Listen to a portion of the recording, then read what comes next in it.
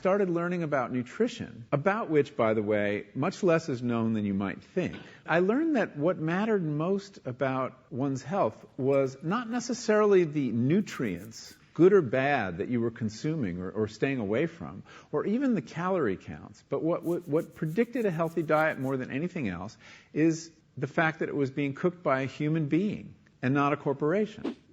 Corporations cook very differently than people do. They use vast amounts of salt, fat, and sugar, much more than you would ever use in your own cooking. And the reason they do that is those are three incredibly attractive and incredibly cheap ingredients. And when they're layered properly, as in a chip or pastries and forms of junk food, they're incredibly addictive. They really press our buttons. They activate our dopamine network, our cravings. And in fact, people in the industry, they don't talk about addiction in the food industry, even though they traffic in addiction. They talk about craveability. It's the same thing. And snackability is another term they use, which is a lovely word. And then the last point about corporate cooking that's important to understand is they cook different stuff than you do at home. What they're good at, in general, they don't cook that well, but things like chips, they cook incredibly well. And here's a classic food that if you make it yourself, if you've ever made French fries, you have to wash the potatoes, you have to peel the potatoes, you have to slice the potatoes, you have to fry them in a lot of oil, you have to spatter your entire stovetop, you have to clean up, and then you have this pot of oil you have to get rid of. I mean, it's really difficult, and it's a pain. They're wonderful, but it's a pain. And if you make them yourself, you'll only eat them every 6 weeks, 2 months, because it's too much work. But when you let corporations cook for you, it's so simple and so inexpensive, and they're really good, that you will have them twice a day, as many people in America do. So you see the kinds of foods you end up with are these labor-intensive foods and desserts. These special occasion foods become everyday foods when we let industry cook for us. Eat anything you want, just cook it yourself.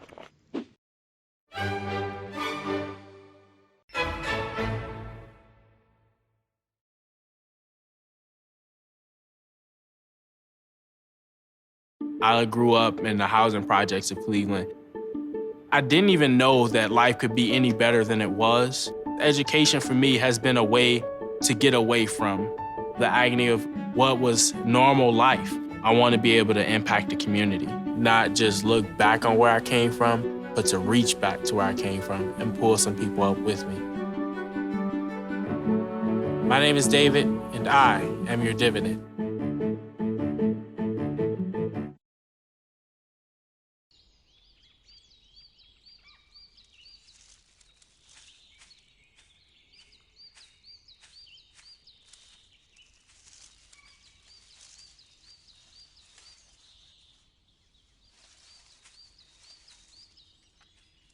At Earth Justice, we defend the environment in the courtroom.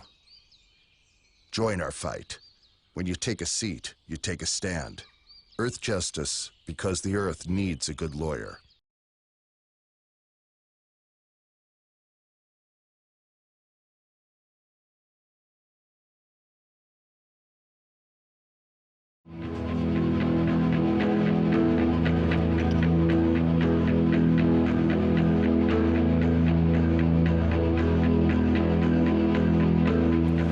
West here reporting from Houston, Texas for Climate Desk. Now, one of the biggest uncertainties in climate science right now is the role of clouds.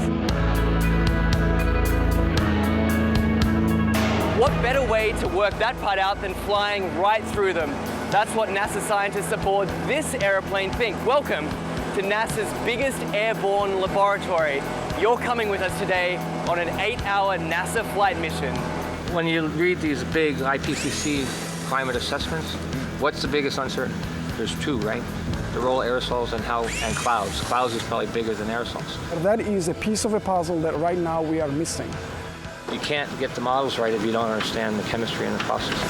Now we're being told we've got to get on. The doors are about to shut, so let's go aboard.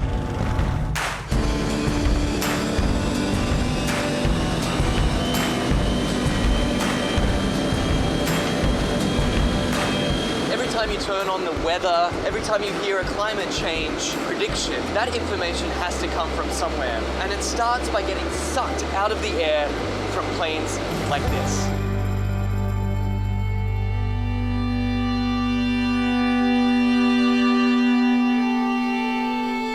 So this mission is to particularly try to understand the emissions from the surface, so mostly biogenic emissions, so from trees and other plants.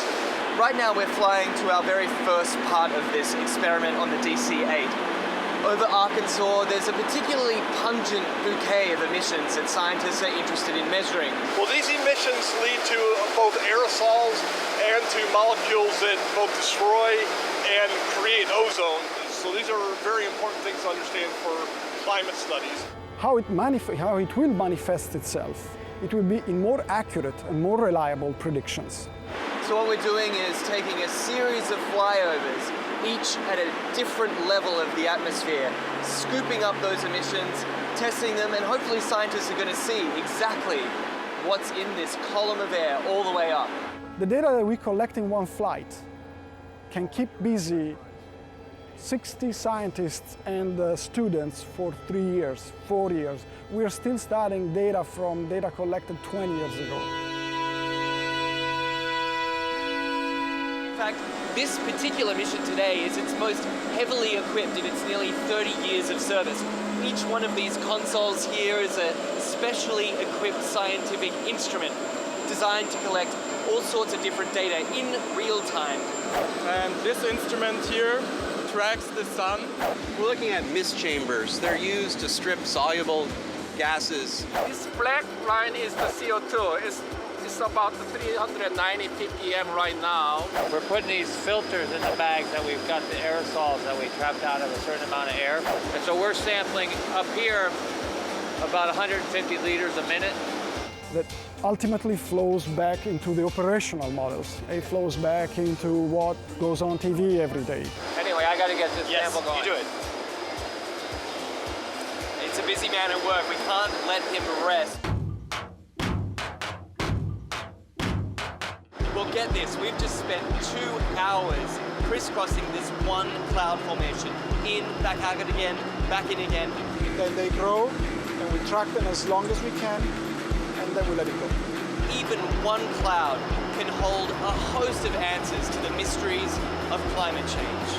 The patterns of, where the clouds are, what type of clouds we see, what kind of weather systems they're associated with it, that'll all be shifting in a shifting climate, in a world with climate change. Then the big spark is this, is when we actually get the meat on the grill. And then it will be some time to process it.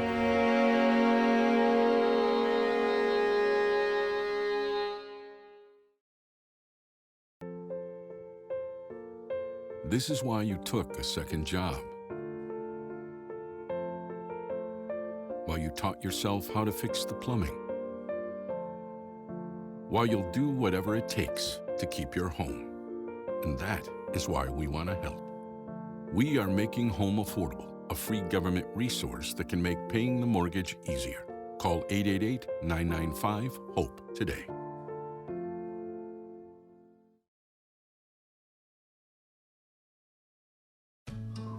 You wouldn't let money just blow out of your house. So when your AC or heater is on, make sure the doors, windows, and fireplace flue are shut tight. If you're headed out, turn down the AC or lower the heat by 10 degrees. And always keep your water heater set at 120. A little bit of common sense goes a long way.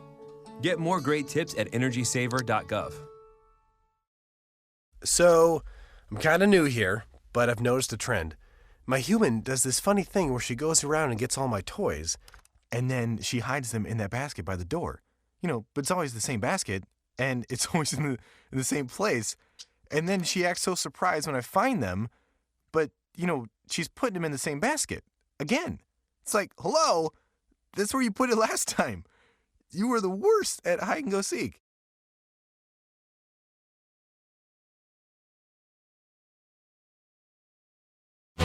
Broadcasting around the nation, on your radio, on your TV, and online. This is The Bill Press Show.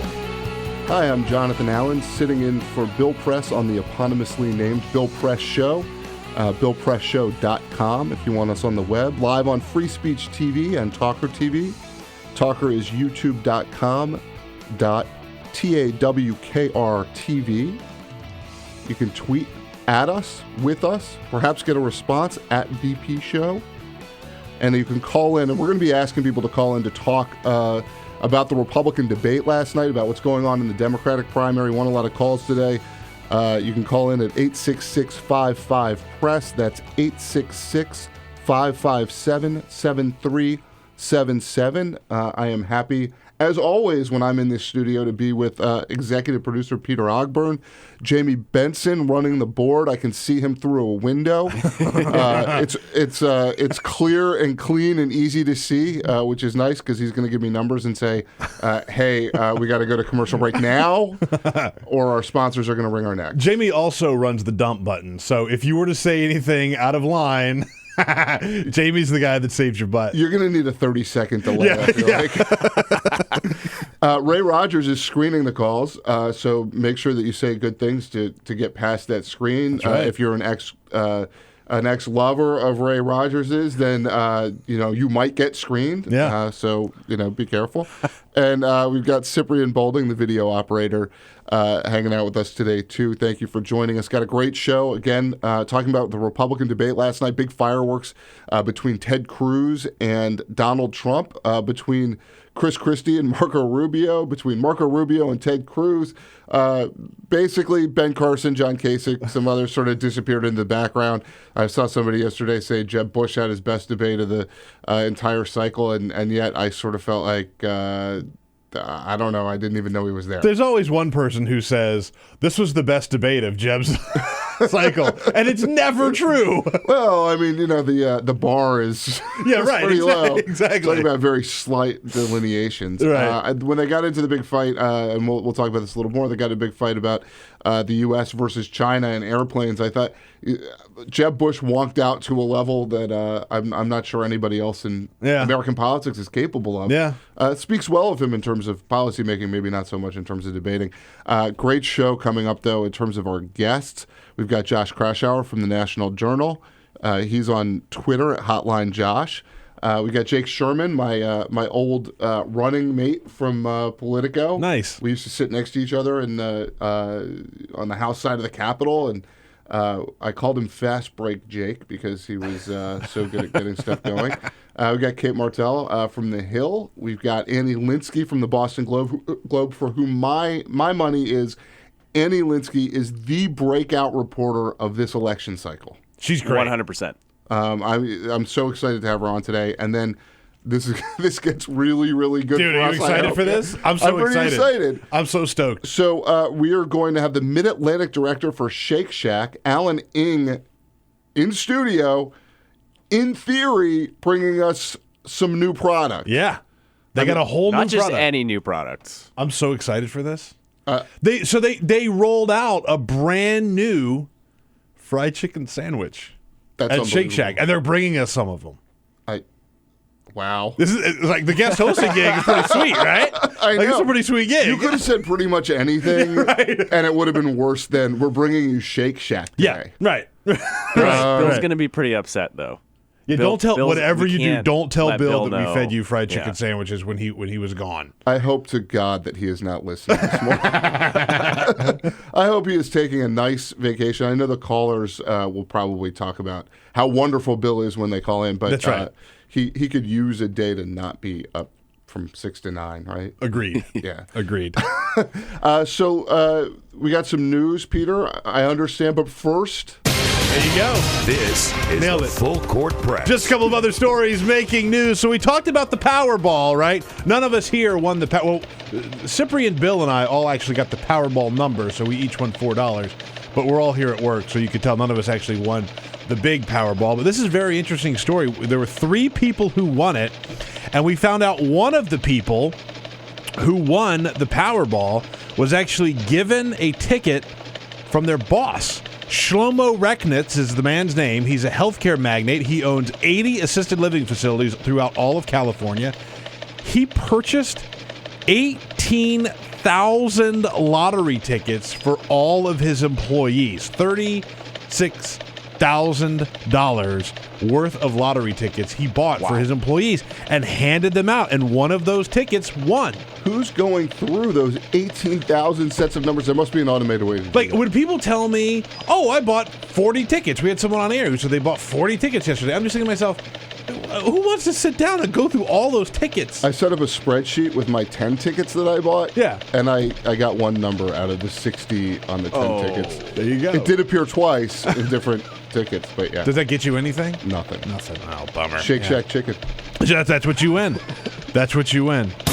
There is a new White House petition. We know that these petitions get created all the time, and then if you get enough signatures on it, the White House actually has to respond to them. A new petition was created yesterday, and here's what it says. The 2017 NBA All-Star Celebrity Game will be held on February 17th, 2017 in Charlotte, North Carolina. As of the publishing of this petition, former Education Secretary Arne Duncan holds the record for the most points scored in a celebrity game with 20. With all due respect, this is a soft record.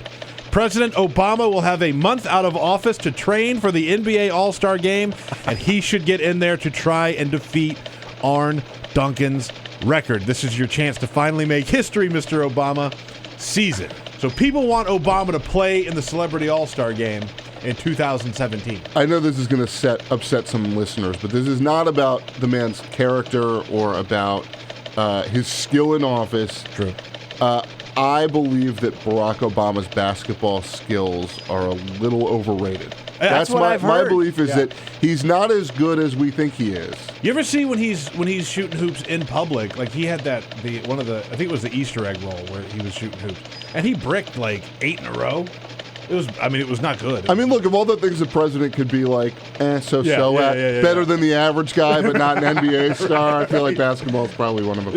Yeah. Athletic guy. I'm sure he's, formidable out there, but sometimes athletic, sometimes a little awkward. The mom jeans, throwing out first pitches, bowling. That's right. Some of these things that are native to I think native to the continental U.S. versus Hawaii. Yeah, that's right.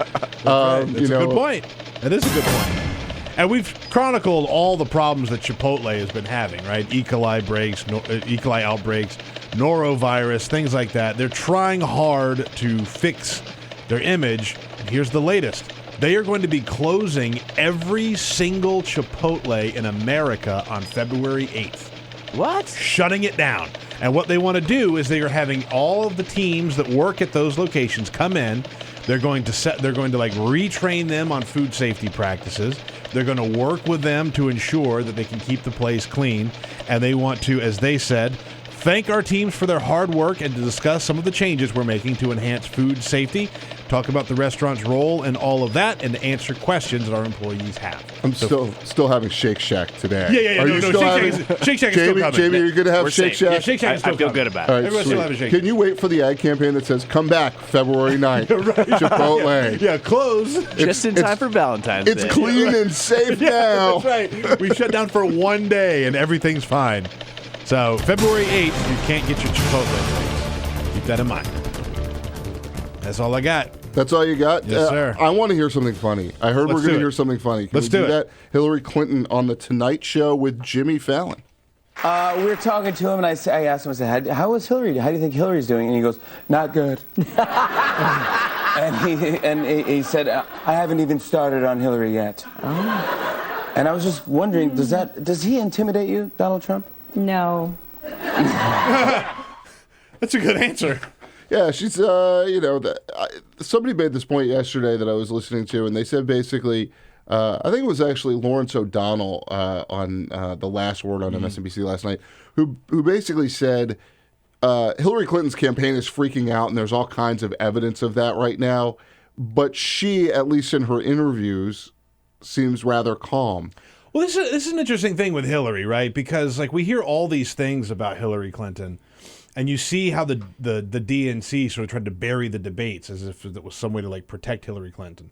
But Hillary does quite well in those debates, and she does quite well in these interviews. So I'm not sure what exactly they're trying to hide her from. Yeah, I think the Democrats just didn't like the fact that they had about 800,000 debates last time, and they were worried that that might turn into a carnival, and it turns out that they only have a couple of candidates. They're fairly substantive. People would go to sleep anyway. Compared to the Republican debates where you see these huge fireworks, the Democratic debates have been pretty sane and civil, and that's a reflection, I think, of both candidates. All three candidates feeling like big attacks on each other aren't going to go over terribly well, particularly on a debate stage. That's a good point. We saw that. Jamie, I know, saw that last night with the Republicans, that when they go after each other right in front of each other, there's kind of one of those like, moments. Yeah. Oh, yeah. No, I love it. That's what I live for. I love those moments. Ooh.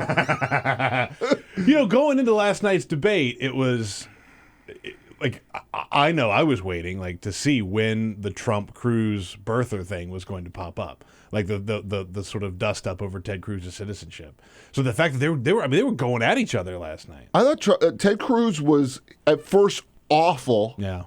And then suddenly was able to turn it around a little bit. Not only a little bit, a lot. I think by the end of the debate, for my money, and I'd like to know what the callers think. 865-55-PRESS. That's 866-557-7377. But for my money, Ted Cruz had the best night last night. I thought he was the sharpest debater. I think most of what he did was set up Donald Trump a little bit, sort of a rope-a-dope with Trump, and got into some good exchanges with him. And at the same time, I'm not sure that's going to turn off any of Donald Trump's voters. But love to hear a little bit of that Trump versus Cruz, especially on the birther issue. This is one of the hottest issues of the night, whether Ted Cruz is eligible based on his Canadian birth for the presidency.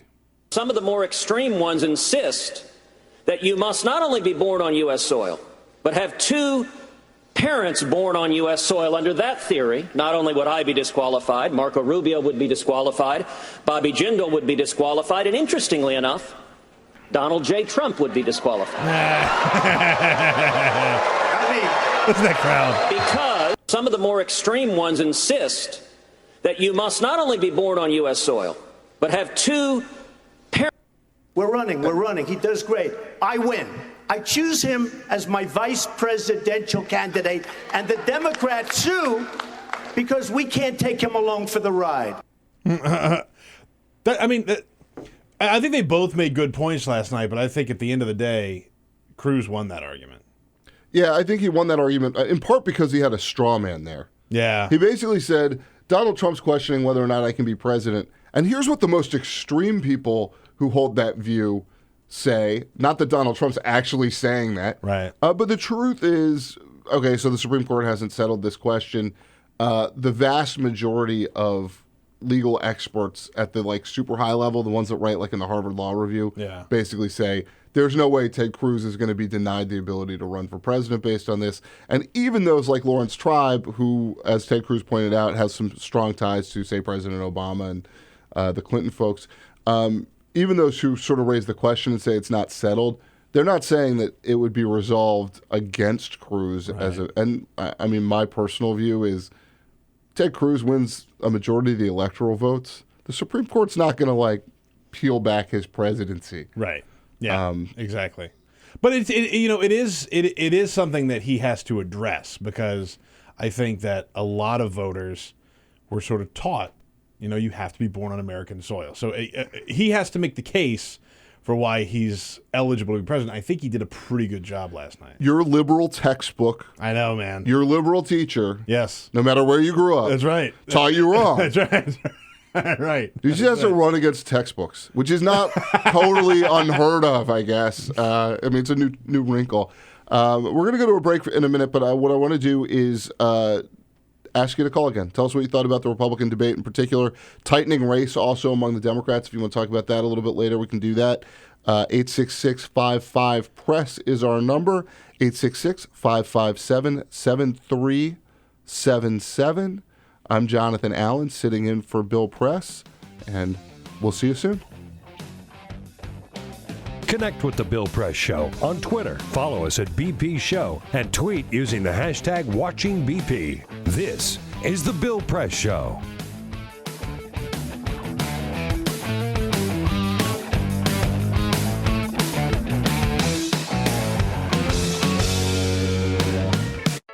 This is my computer. This is your computer. Let's go on the internet. Let's go. Click it. Yes.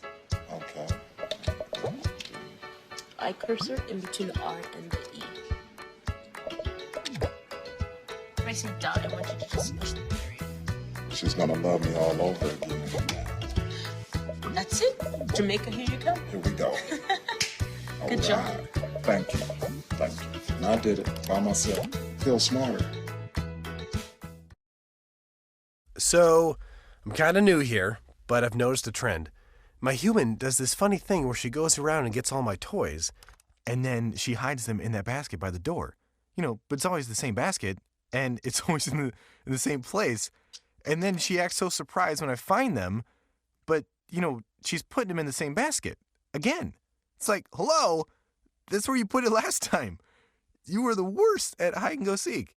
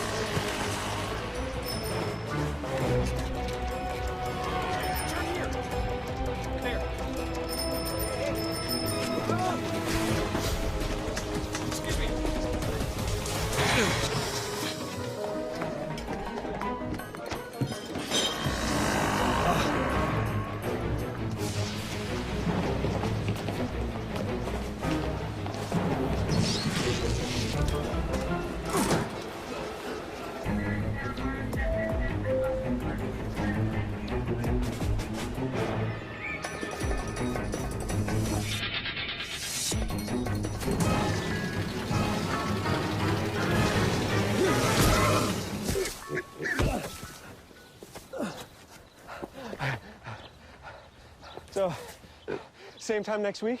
Well, of course. Put away a few bucks, feel like $1 million. For free tips to help you save, go to Feed the Pig.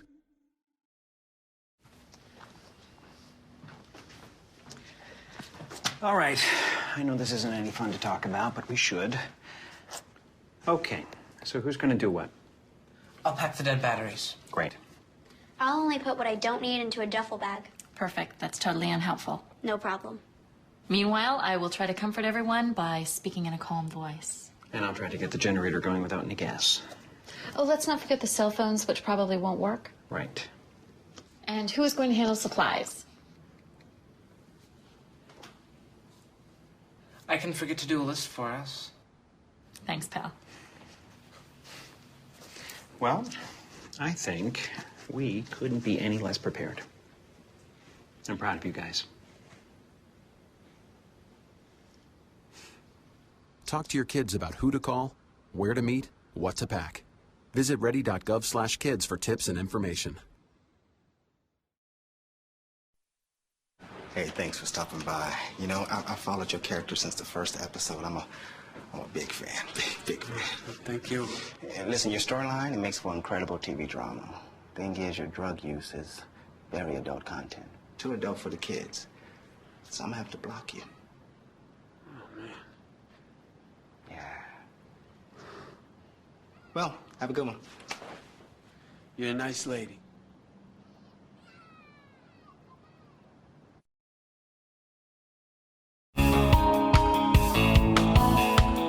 This is the Bill Press Show. It's such good music. I feel like I'm about to get like Sting, that voice coming in pretty quickly. I'm Jonathan Allen. Yeah. Once again, still sitting in for Bill Press here on the Bill Press Show. BillPressShow.com if you want to check us out on the World Wide Web. We've been talking about the Republican debate last night. A Donnybrook of sorts. Ted Cruz, Donald Trump neck and neck in Iowa. Marco Rubio trying desperately to be the establishment candidate. Chris Christie trying to prevent him from doing that. Everybody else trying to prevent him from doing that. A lot of fireworks last night. But before Peter and I go off on another jag of talking about our thoughts on the Republican debate, we are going to take a phone call. We've got Cheryl on the line from Mount Pulaski, Illinois, just a little piece down the road from Springfield in the land of Lincoln. Cheryl, you with us? Yes, I am. What do you got, Cheryl? Well, I don't understand why you keep ignoring the word natural in the Constitution, because the one thing our founders were concerned about was having someone who was born off of American soil. They consider bases, army bases, embassies to be American soil. If you were born there, you were considered a natural citizen. But we have a man with dual citizenship until a few years ago or 14 months ago or whatever. And the founders, what if he'd been born in China or Russia or wherever, and he'd lived there till he was 18, 20, 22, 25, and then he immigrated back on his American citizenship. There was a reason the founders said natural, and you guys just seem to ignore it. Well, I guess first, I'm trying to figure out what an unnaturally born person is. Right. But I do think that we all got taught in our civics textbooks, if we're old enough to have taken classes called civics, that or had textbooks, right? That you had to be born in the United States, and as Cheryl points out, this was a good point she makes. We all learned that it was embassies and foreign and U.S. military bases. If you were born there, that was okay, but nothing else was. But that's not in the Constitution either. Right. But that's sort of the point I was getting at. Again, I agree with you. I think at the end of the day, this is something Cruz wins. But you hear what people have been told year after year after year after year, that you have got to be born on American soil. So until he can give a definitive answer as to why it's okay that he is running for president, even though he was born in Canada, it's going to be an issue for him. And I think he came pretty close to giving a good answer, a definitive answer last night at the debate. I really do. And we will talk about that a little bit more on the other side of the debate. Ted Cruz, whether he's eligible to run for president. We're suddenly getting Democratic birthers, I think. Yeah, right? The chickens have come home to roost. Well, what's good for the goose is good for the gander. That's it. It's a poultry day with Shake Shack coming in. Right. And we will see you on the other side of the break. This is the Bill Press Show.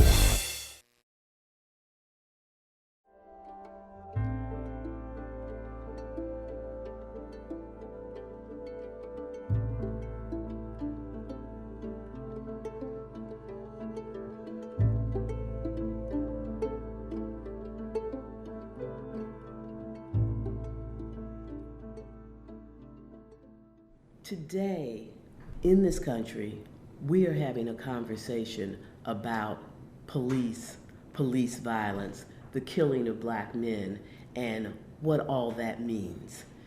It is sad that this is happening and that every day there's a new incident to cause us to keep thinking about it and talking about it. But it is extraordinary that the American people are having to deal with this every day, whether you're watching CNN or MSNBC, Fox, or ABC News. All the news channels are talking about police violence and what does that mean against black people. Many people probably look at that, certainly have looked at it in the past, and they have said that these poor black men are doing bad things, and that's why they are ending up in confrontations with police, without any understanding of their lives of these poor black young men. Part of what has been going on for decades is that poor black people live in communities that suffer from hyper-surveillance of the police. The police are more likely to be in their communities. The police are more likely to arrest them.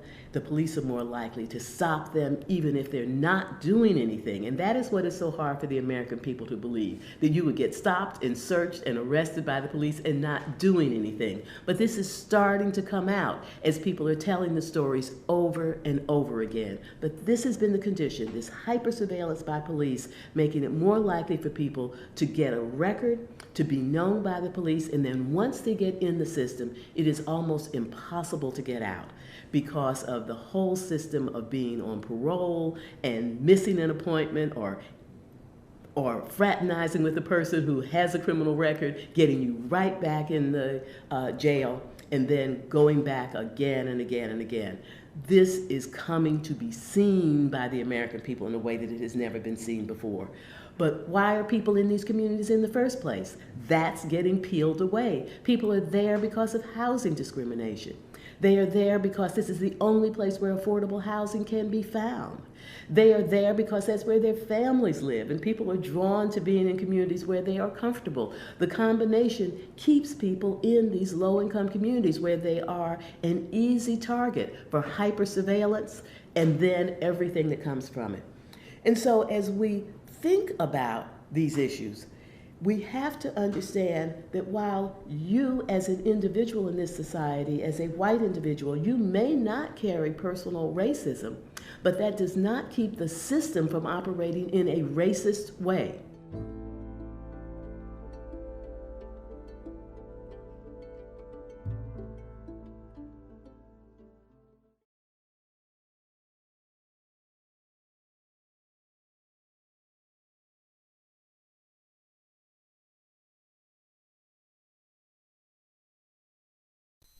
It's on us to stop sexual assault. To get in the way before it happens. To get a friend home safe. And to not blame the victim. It's on us. To look out for each other. To not look the other way. It's on us to stand up. To step in. To take responsibility. It's on us, all of us, to stop sexual assault. Learn how and take the pledge at itsonus.org.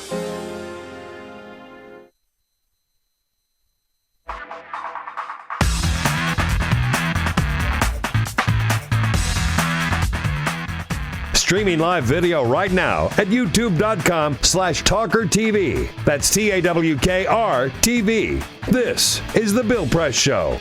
I don't look like Bill Press. That's because I'm John Allen sitting in for Bill Press today on The Bill Press Show. Doing a hell of a job, sir. Thank you. I appreciate it. That's Peter Ogburn. You know him because he's always here. Almost always here. Just about. Before the show, after the show. Just about. Got Jamie Benson behind the glass. Ray Rogers screening calls. I understand we've got the phone lines are lighting up, so we'll get to them in a minute. Cyprian Bolding, the video operator.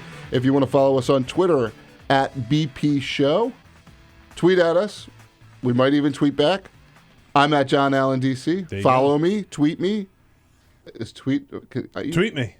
Tweet me. It's tweet part. Me, maybe. If the Who redid one of their songs, it would be "See Me, Feel Me." Tweet me. Yeah, exactly. And on that very serious note, oh yeah, man. Let's go back to the other serious note from last night's Republican debate, and I say that a little bit facetiously.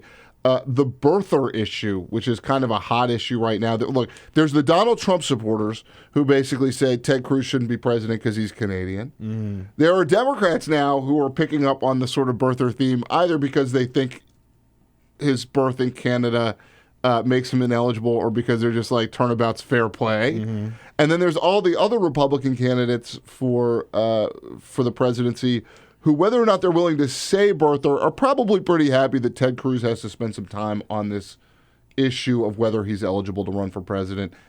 Unsettled law, Peter. But I mean, one thing to remember about all of this, and I'm sure you remember this because it hasn't been that long, is Ted Cruz has been a very, very, very good friend, lapdog-esque to Donald Trump, right? Even when Trump took a couple of shots at him, Ted Cruz said, I think Donald Trump is fantastic. That's what he said. So the idea that they're now sort of going at each other over this issue on a public forum is a big deal because, this has been the play for so long for Ted Cruz is be nice to Trump And then when he flames out, he gets all of his, wacko supporters. I think we should give just the wacko ones? Or are you basically saying all of the supporters are wacko? I think I'm saying all of the Donald Trump supporters are wacko. I think that's what I'm saying. All right, your opinion. That's me saying it. Yeah, that's me saying it. I won't,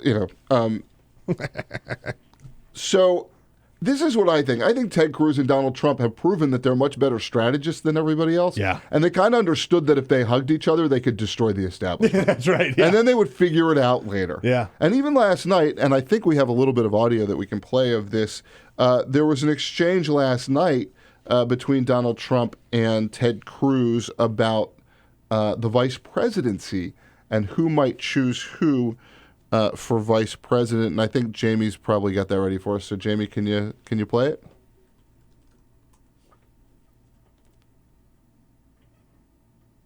You very kindly, just a moment ago, offered me the VP slot. I'll tell you what. If this all works out, I'm happy to consider naming you as VP. And so if you happen to be right, you can get the top job at the end of the day. No, I think if it doesn't... There you go. So, look, I think what Trump is largely arguing is that if Trump is the nominee, he can't put Ted Cruz on his ticket, which a lot of people have wanted. I think my view is Trump is smart enough to know that a Trump-Cruz ticket could be a lot to take, that he might not want to go for Cruz. But first, I want to hear a little bit more on this issue of the provenance. Is that right? Yeah. Of one Ted Cruz, Esquire. We're going to go to Ruth in DeSoto, Missouri. Ruth, are you with us? What's up, Ruth? Yes. Good morning, fellas. Regarding Trump, I think it's free entertainment. It's with the Trump followers. I think it has to do with him being a celebrity with The Apprentice, and it's just free entertainment because he is way out there. But regarding Cruz, I saw where Alan Grayson said that he does, and he's a trained attorney, and he also trained with one of the Supreme Court justices. I want to say it was Scalia, that he does have standing to question Ted Cruz's the legality with him being able to be president.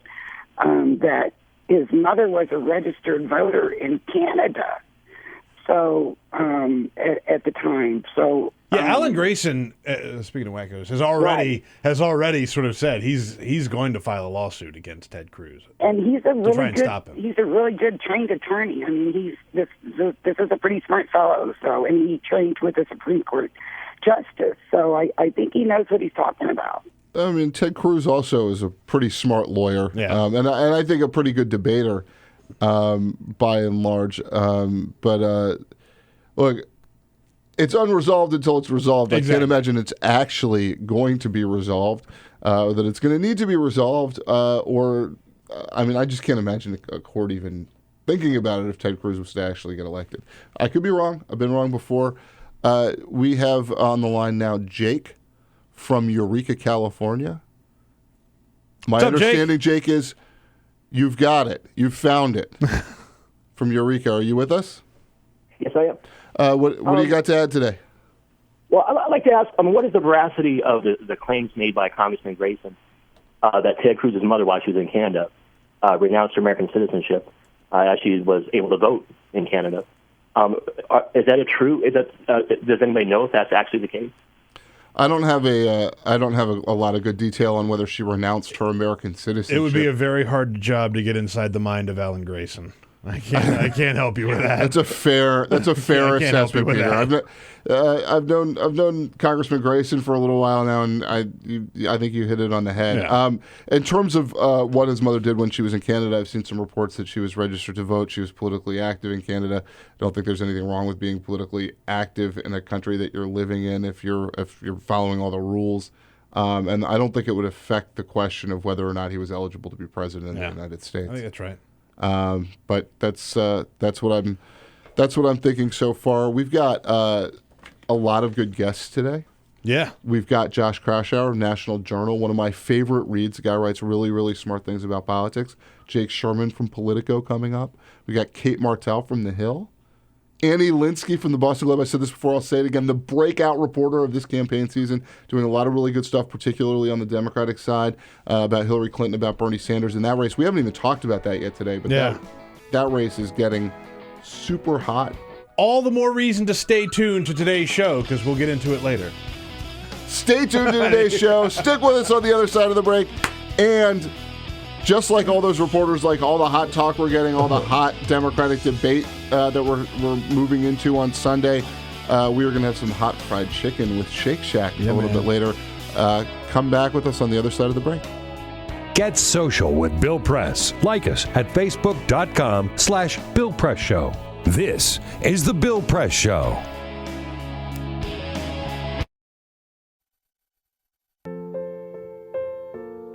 This is why you took a second job.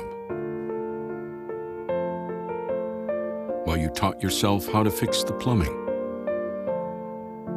Why you'll do whatever it takes to keep your home. And that is why we want to help. We are making home affordable, a free government resource that can make paying the mortgage easier. Call 888-995-HOPE today.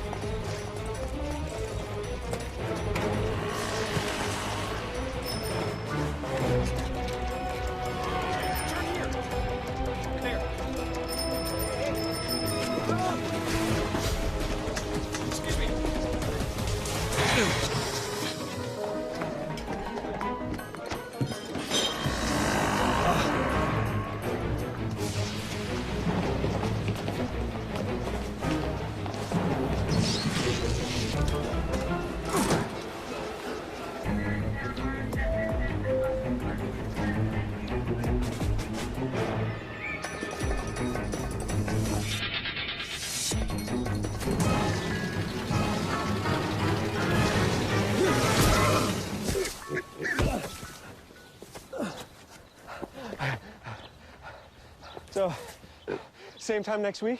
Well, of course. Put away a few bucks, feel like $1 million.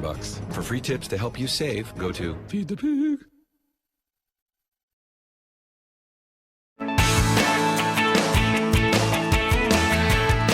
Seen on Free Speech TV and online on TawkrTV. This is the Bill Press Show.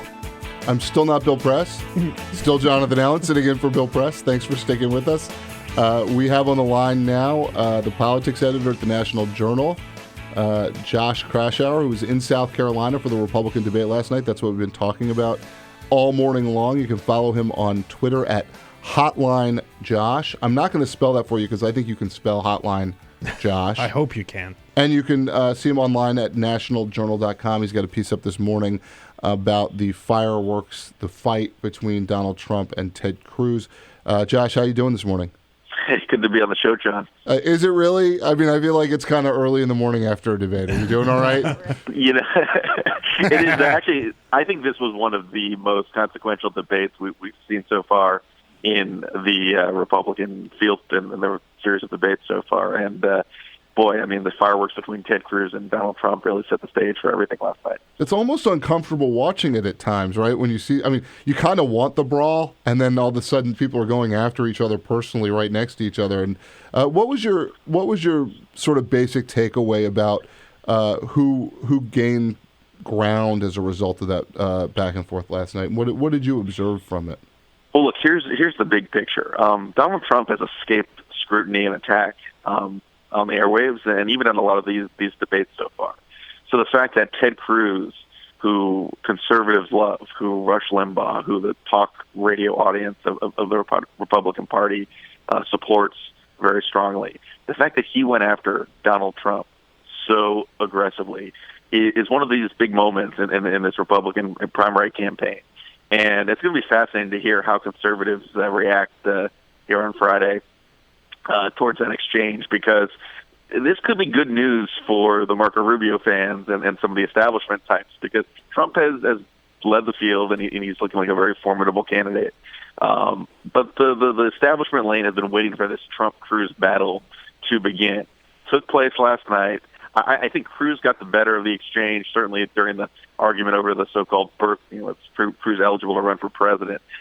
He really was prepared for Donald Trump, and Trump looked a little bit emasculated. I think Trump actually got a little bit better of the exchange when it came to when Cruz called him the New York values and was referring to the comment that Cruz made on the campaign trail. But this is the exchange that a lot of the more moderate Republicans were waiting for, and it could have really significant consequences in Iowa and in that conservative lane of the party going forward.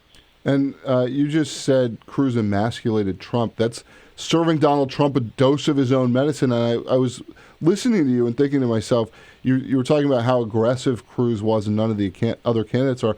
It seems to me like maybe it almost matters more that Cruz is willing to go toe-to-toe with Donald Trump than whether he wins any of the exchanges in particular. And I think I agree with you. I think he certainly won the eligibility question, and I thought Trump did a lot better on the New York values. But it almost seems to me that it matters more that he's standing up and fighting and basically showing his machismo, if for lack of a better term.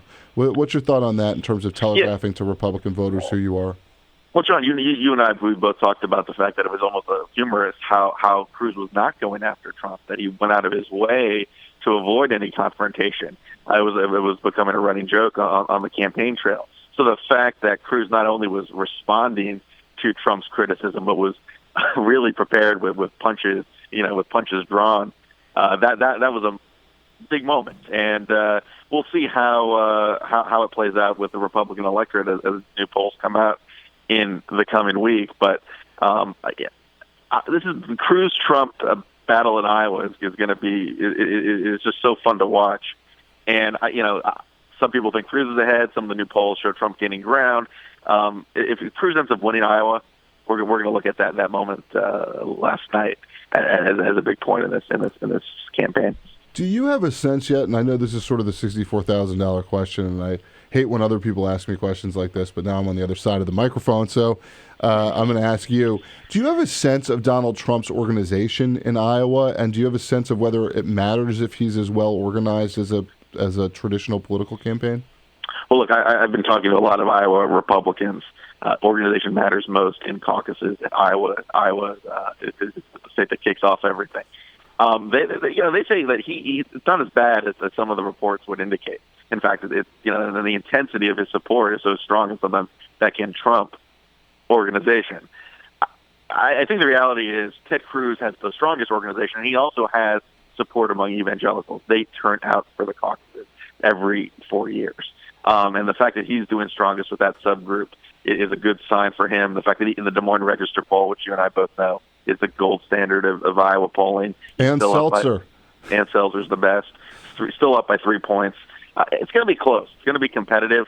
And I think it's fair to say that Cruz's organization is better than Trump. So whether you think Trump has no organization, which is not true, Chuck Laudner, is his guy in Iowa. He ran Rick Santorum's campaign in 2012, so he does have someone who knows what he's doing. It was Santorum, a truck, and Laudner, if I recall correctly, basically. That's right.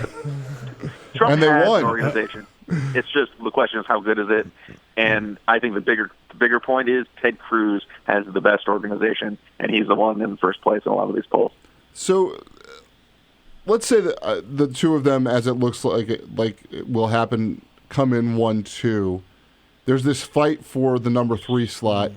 Looks like Rubio and Ben Carson are in similar place there. I'm going to go ahead and say at least 4 tickets get punched to New Hampshire. I suspect more candidates will go there. But is this race going to end in terms of the candidates other than Donald Trump, Ted Cruz, and Marco Rubio pretty quickly if Rubio finishes third in Iowa and makes the top 3 in New Hampshire?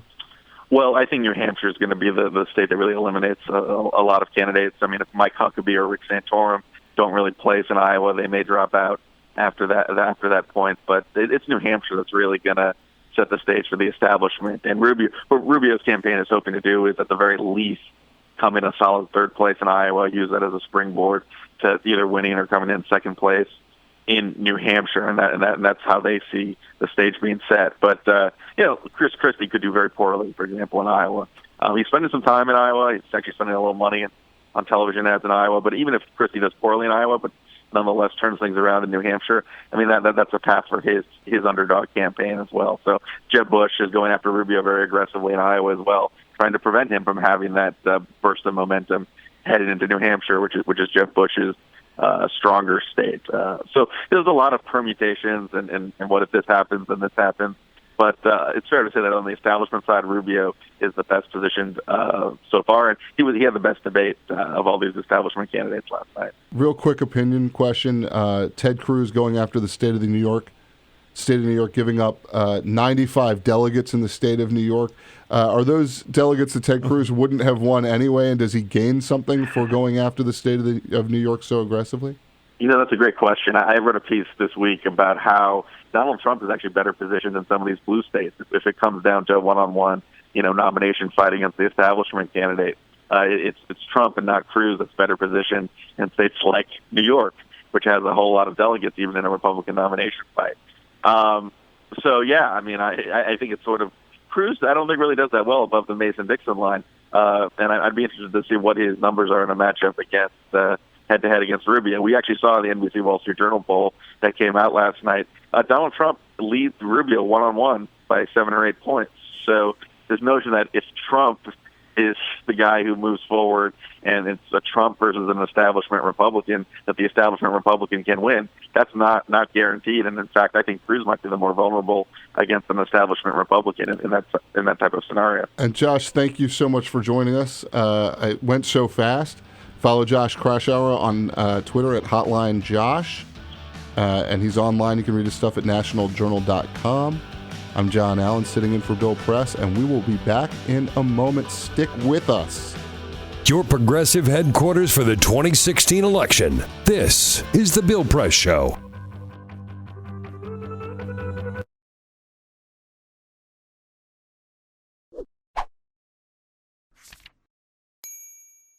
So you're drowning in student debt, and it looks like there's no way out. Have you considered bankruptcy? Of course not. It's a dirty word, and everything you've heard says students can't file anyway. It didn't start that way. Bankruptcy laws were enacted in the 19th century to give people a fresh start. But not all debt is created equal. Take this, for example. We have you, your buddy Carlos, and your grandma Lucy. Carlos got laid off. His credit card debt was too much to handle, so he filed for bankruptcy. Will totally screw his credit, but at least he can start fresh, and after 10 years, his credit report should be fine. Grandma Lucy's home lost half its value. Now her mortgage isn't worth paying back. She says F it and decides to file for bankruptcy too. Then there's you. You didn't land that dream job, you're struggling to make ends meet, but the interest just keeps piling up. With a broken heart, you've written off the possibility of buying a home, having kids, and getting married because, hello, who wants to deal with your crazy baggage? But in reality, you want those things, and your education was supposed to get you there. Now you need a fresh start. just what bankruptcy was intended for. You try to file, like Carlos and Grandma Lucy, and that's when you realize it's not as easy for you as it was for them. In the 70s, Congress worried that students were using bankruptcy to abuse loan programs. That wasn't quite true. Still, over the years, Congress gradually stripped student debtors of their options. The Bankruptcy Reform Act of 1978 was even called discriminatory toward students by the chairman of the subcommittee. Student debt was singled out and lumped with criminal debts. Today, if student debtors try filing for bankruptcy anyway, they'll need to prove their debt imposes an undue hardship. But who's to say what qualifies as an undue hardship? Even some judges have said they don't get it. This lack of clarity in the law could work in your favor. A Harvard researcher discovered in 2012 that few students actually try to discharge their loans through bankruptcy. Of the students who filed for bankruptcy to settle other debts, only 0.1% try the same tactic on their school debt. The craziest part? Just under half of them got their debts fully or partially discharged. In other words, you can file for bankruptcy on your student loans. Depending on your situation, it might just be a matter of trying. At least there's that.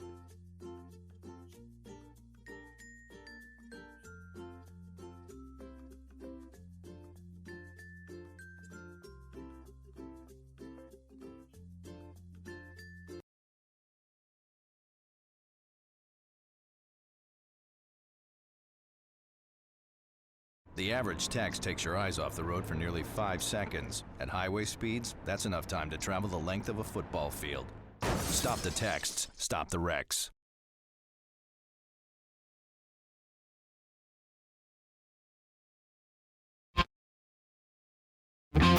This is the Bill Press Show. And I'm John Allen, sitting in for Bill Press. We just heard Willie Nelson make the case for marijuana, and if we had some marijuana now, and I'm not saying that we do. If. I don't want the studio to go up in smoke or the feds to show up, but if we had marijuana right now, we're hearing some banging at the door. Oh, my God. Eat this, man. Eat this, man. If we had marijuana, we would be even more excited about the fried chicken coming from Shake Shack later today. Totally. I brought that around. Totally. Peter, I understand you've got some news to tell us. Yeah, so, we talk a lot about Donald Trump already, and we talk about who some of his supporters might be. Here's an unlikely kind of supporter. Kirstie Alley, the actress, she came out yesterday and said Trump is, quote, waking this country up. She says, I think that this year is going to be a very unique year for politics, and Trump is a very interesting guy. So it's not a full-on endorsement, but she certainly is not against. She's a Scientologist. She is a Scientologist. Nothing against the Scientologists. Just throwing that out there. Just a fact. You should have that fact. Just a fact. People should know she was Rebecca Howe on Cheers, and then everything else in her life changed after that. Close to Travolta. We'll be back on the other side of the break. This is the Bill Press Show. All right, guys, I want to take the last part of the day to change our focus and talk a little bit about water. There's rivers, there's lakes, there's huge oceans. You get thirsty, you just go and you get some water, right? We rely on rain for our water. We even rely on snow. But what if it doesn't rain? What if it doesn't snow? We have to get the word out about water conservation. I want you to tell your parents, your friends, your neighbors, how important it is to save water. It's up to you guys to save the planet. All right?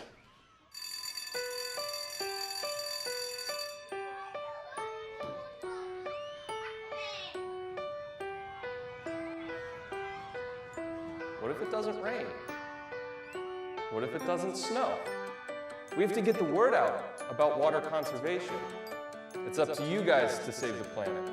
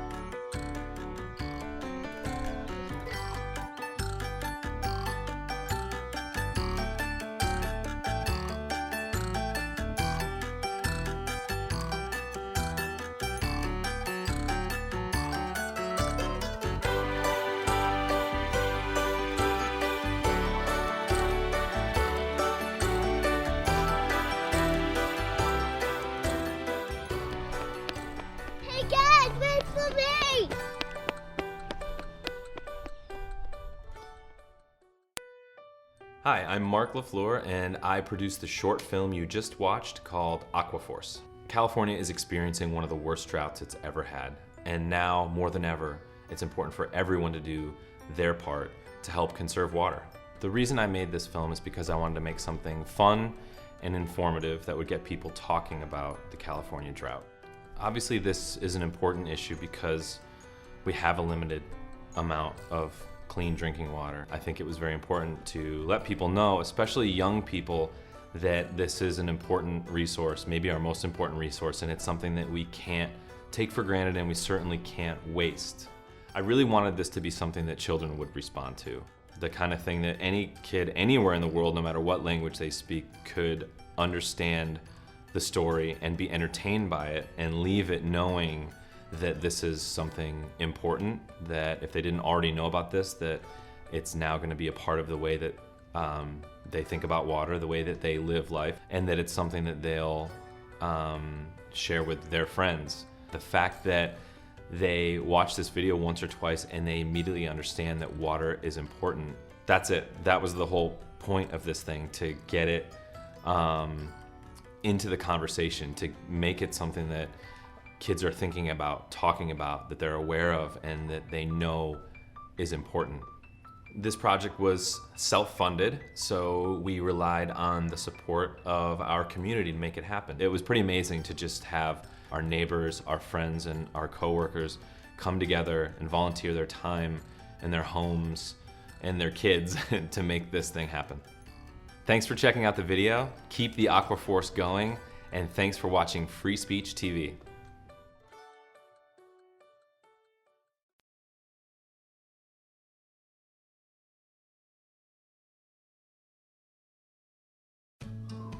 You wouldn't let money just blow out of your house.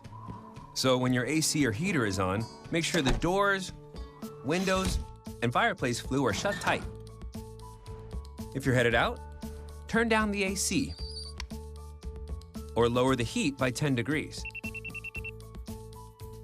And always keep your water heater set at 120. A little bit of common sense goes a long way. Get more great tips at energysaver.gov. So, I'm kind of new here, but I've noticed a trend. My human does this funny thing where she goes around and gets all my toys, and then she hides them in that basket by the door. But it's always the same basket, and it's always in the same place.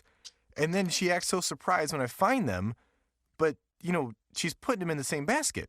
Again. It's like, hello, that's where you put it last time.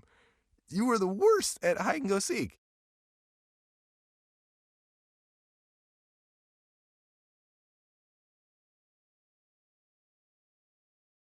This is the Bill Press Show. This is the Bill Press Show, starring John Allen today, sitting in for Bill Press, with Peter Ogburn, the executive producer, here in studio. Hey, John. How are you? Doing a hell of a job today, by the way. You're doing excellent. Thank you. I'm a first-time host. Yeah. Long-time listener, first-time host. Perfect. Jamie Benson can tell I'm a first-time host because every time I try to intro an audio clip, I botch the title. He gave me these nice titles so I could like intro smoothly, and he could put on the audio and it would sound all great. And I'm like, yeah, the one about the thing. you know, the one about the thing. We'll get to one of those in a minute. We've got Ray Rogers screening the calls, and Cyprian Bolding, our video operator, hanging out with us today. We are accessible at BillPressShow.com, live on Free Speech TV and TawkrTV, which is TAWKR TV. If you're watching, you already know that. And we tweet at BP Show. Tweet at us, tweet to us, tweet about us, tweet for us. I'm at John Allen DC. A must follow, by the way. Peter Ogburn at Peter Ogburn. That's right. PETEROGBURN. Thank you, John. I think I got it right. I don't know Jamie Benson's Twitter, but maybe we'll get it for later. We are taking calls today. Oh, Jamie wants to say it. He's got a microphone. Not now. Go ahead, Jamie. What is it? Jamie, what's your Twitter? What's your Twitter account? It's irrelevant producer. No, it's J Benson DC. JBENSONDC. Follow Jamie. Follow Jamie. John. Follow Bill. Follow me. Also, you're gonna want to follow our next guest. who's Politico's Jake Sherman. He's at Jake Sherman. But before we go to Jake, who I once used to call Fast Break, Jake Fast Break Sherman, because he was so good at breaking news. Oh, nice. Yeah. We worked together at Politico for a long time. Before we go to Jake, I want to hear from the President of the United States, who was, he thought he was in New Orleans yesterday. He was actually in Baton Rouge, but that's not the part that we're going to listen to. We're actually going to listen to his thoughts on whether or not his wife might want to succeed him in the presidency someday. Is there any way that we as a group can talk the First Lady into running? No. No.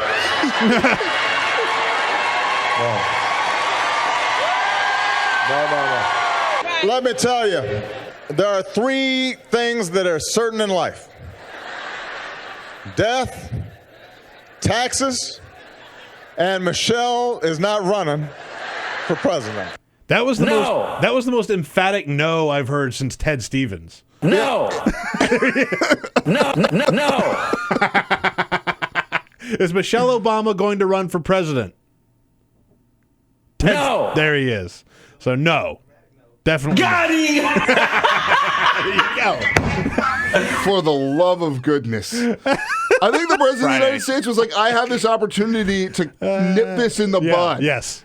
Don't get any thoughts. The more definitive I get, the less likely. I don't think Michelle Obama wants to run for president. I do think that Michelle Obama would be a heck of a candidate in a Democratic primary. Sure. I think a lot of Democrats like Michelle Obama even better than they like Barack Obama. Yeah. She's become an icon on her own. Let me be clear. No. She's not running for president. No. Peter, I had no idea you had such a good Barack Obama impression. It's I have terrible. one line. You should hear his Bernie. You've got "Let me be clear." I got "Let me be clear," and then after that, forget it. This incredible, fantastic voice you have, but you're not able to adapt it into anyone else's voice. No, there's no hiding this. There's no Shatner. There's no Brando. There's none of that. No. No Charlie Rangel? No, you know what? Even if you have a Charlie Rangel. I do have a Charlie Rangel, but I'm not going to do it. All right, well, why don't you introduce our next guest, Jake Sherman, in your Charlie Rangel and see what Jake thinks about that. Of course, Charlie. Would love to welcome Jake Sherman onto the show. Not bad. Thank you, Jake. All right. Jake, it's John here. How you doing? Hey, John. How are you? Belated happy birthday to you. I don't think I've seen you since then. Thank you. 30 yet? I am 30. I feel 50, but I'm 30. That's because you drank the bottle that I gave you for one of your previous birthdays. Probably all of them, yes. But, I've made it to 30. A lot of people didn't think I would, but here I am at the Hilton Garden in Inner Harbor in Baltimore. So this is not exactly how I would be celebrating the birthday, but I'm happy to be here serving the people. Sadly for you, Fish are not there.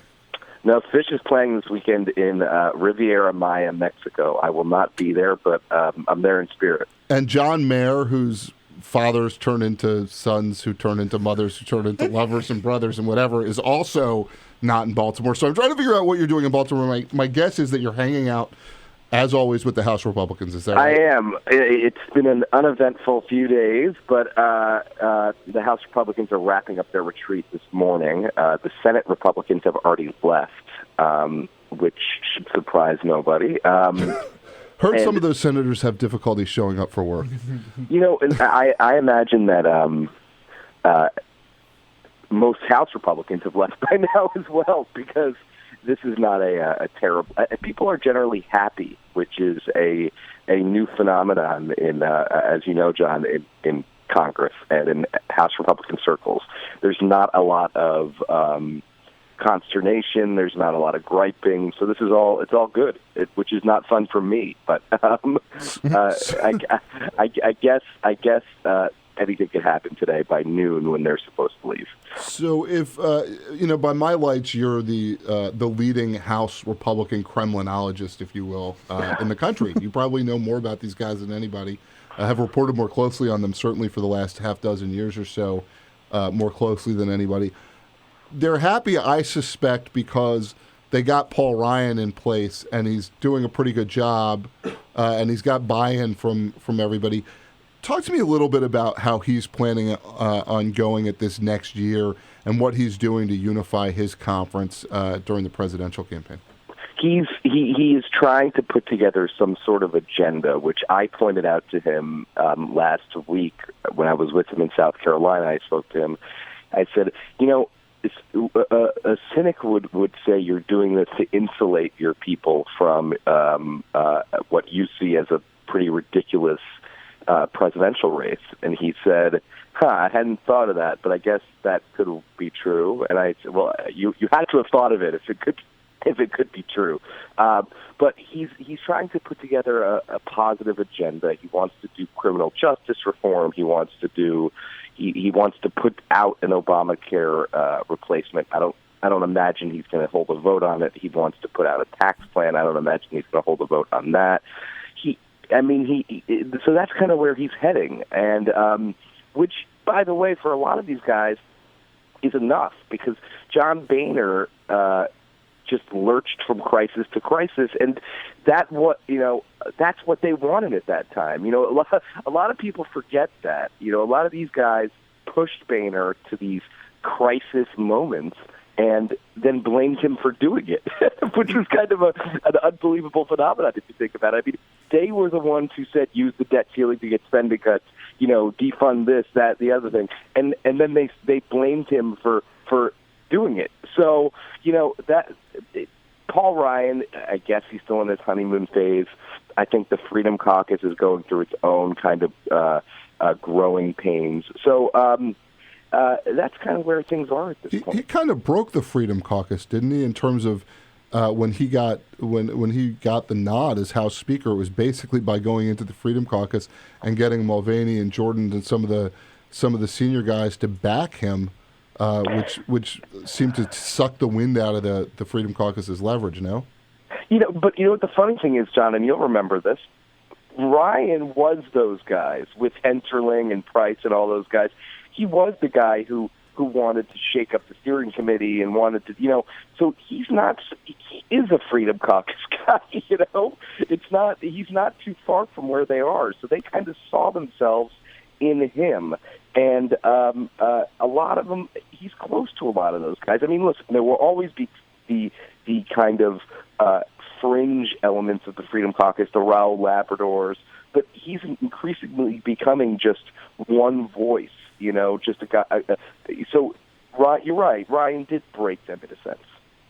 So I think, when I listen to you say that, I think to myself, John Boehner was also those guys. That's true. I wonder if the difference is partially generational and maybe even more owing to, if you think back to when, that big Tea Party class came in 2010, Paul Ryan had laid out this roadmap, and the Republican leadership said people shouldn't run on this. But a lot of the guys who were influential in the Freedom Caucus and even without, outside that caucus, but influential in the same kind of way, ran on Paul Ryan's ideas. That he may have some hero status with them. He does, and I think what you're saying about Boehner is right. Like, I think he just needed to go, and there is really no reason you could pinpoint. Yes, it's generational. Ryan is younger, he's fresher, he's all that. But Boehner there was just a bad taste on Boehner, and you might never be able to exactly pinpoint what it was, but it was just at a point where he was just so loathed. He had people coming up to him, friends of his, who were, that 2010 class, being like, listen, I love you, but I can't vote for you anymore. Like, I'm getting killed back home. So Ryan has provided a nice respite from all that. When you talk to House Republicans about the presidential race, are you getting a sense that Donald Trump is developing any sort of following? I know that when he came to the Capitol for an anti-Iran nuclear deal rally, there were at least a few members of Congress he said he was talking to at the time. Is there any groundswell of support for him within the Republican conference? No, but we wrote a story last week that said the NRCC believes, the Republican Congressional Committee believes, that he's a better candidate for House Republicans than Ted Cruz, because he does get some crossover appeal. But none of the House Republicans that I've spoken to think he's a net positive for them going into the election. But they might have to figure it out because last night he appeared to have what a lot of Republicans considered a pretty good debate, and I think it'll be fascinating to see how House Republicans deal with that. A lot of the senior House Republicans I talk to think if it's Cruz or Trump, they just need to be able to minimize their losses because I've heard a lot of people say they actually think they could lose the House if it's either of those on a national ticket. That would be a heck of a loss for them. John, what do you think? Could either of those people compete with Hillary Clinton? Sure. I don't think there's any given in a general election, number one. And number two, I think, following 8 years of a Democratic president whose approval ratings are below 50%, the Democrats have generally speaking, an uphill challenge in terms of overcoming that from a historical perspective. It'd be interesting to see. I mean, I think a Trump race versus Hillary Clinton would be very different than a Ted Cruz race versus Hillary Clinton for part of the reason that you just said, which is I think Donald Trump has some appeal to certain Democrats, particularly in the industrial Midwest. We use the shorthand white working class Democrats. But if you look at Trump, and I think you would agree with this, Jake, let me know. If you look at Trump, he has a lot of positions that are not your sort of traditional Republican positions. I mean, he's for the he's a Democrat. Right, exactly. So the idea that he would get into a general election and and hug the Republican Party platform is, I think, hard to follow. So, Jake, we're running out of time here. I want to thank you so much for joining us live from Baltimore. Without Fish or the Grateful Dead or John Mayer or any of the mothers or brothers or daughters that John Mayer sings about. Thanks so much, Jake. See you soon. Please say hi to Brez and Burgess and Lauren French and all your other Politico buddies that I used to work with. Yeah, you got it. Thanks, John. Take care. Follow us on Twitter @BP Show. This is The Bill Press Show.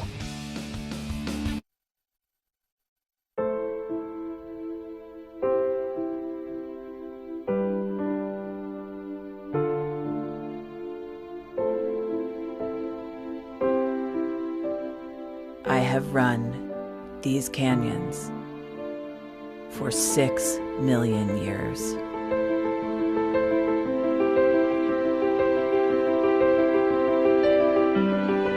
I have traveled from the Rocky Mountains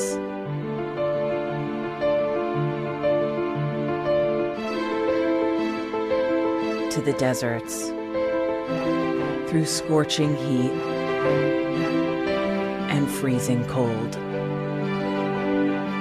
from the land of the dinosaurs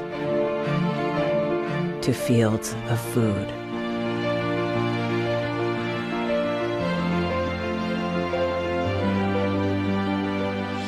I lend my hand to 7 states, 2 countries, 9 national parks,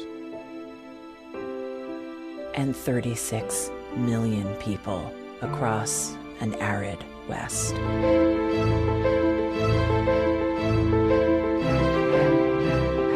I am not the strongest or the largest, but I am the hardest working.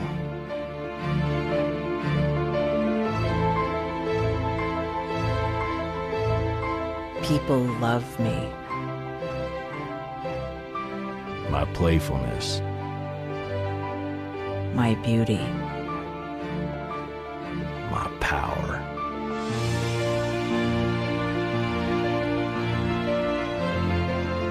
my life.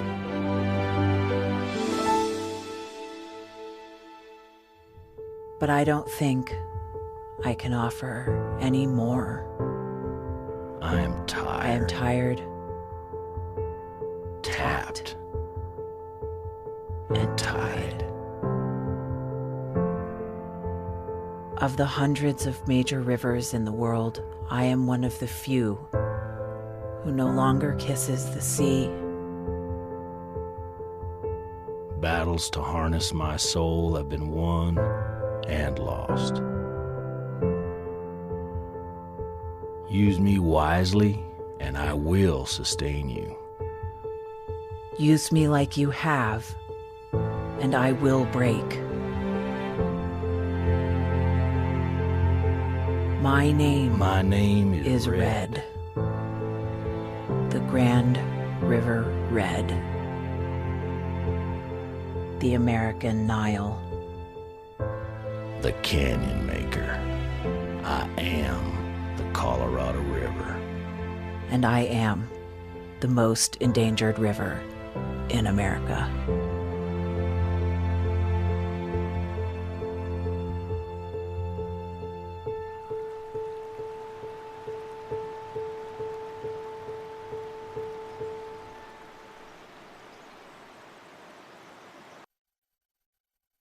So, I'm kind of new here, but I've noticed a trend. My human does this funny thing where she goes around and gets all my toys, and then she hides them in that basket by the door. But it's always the same basket, and it's always in the same place. And then she acts so surprised when I find them, but, she's putting them in the same basket. Again. It's like, hello? That's where you put it last time. You were the worst at hide and go seek.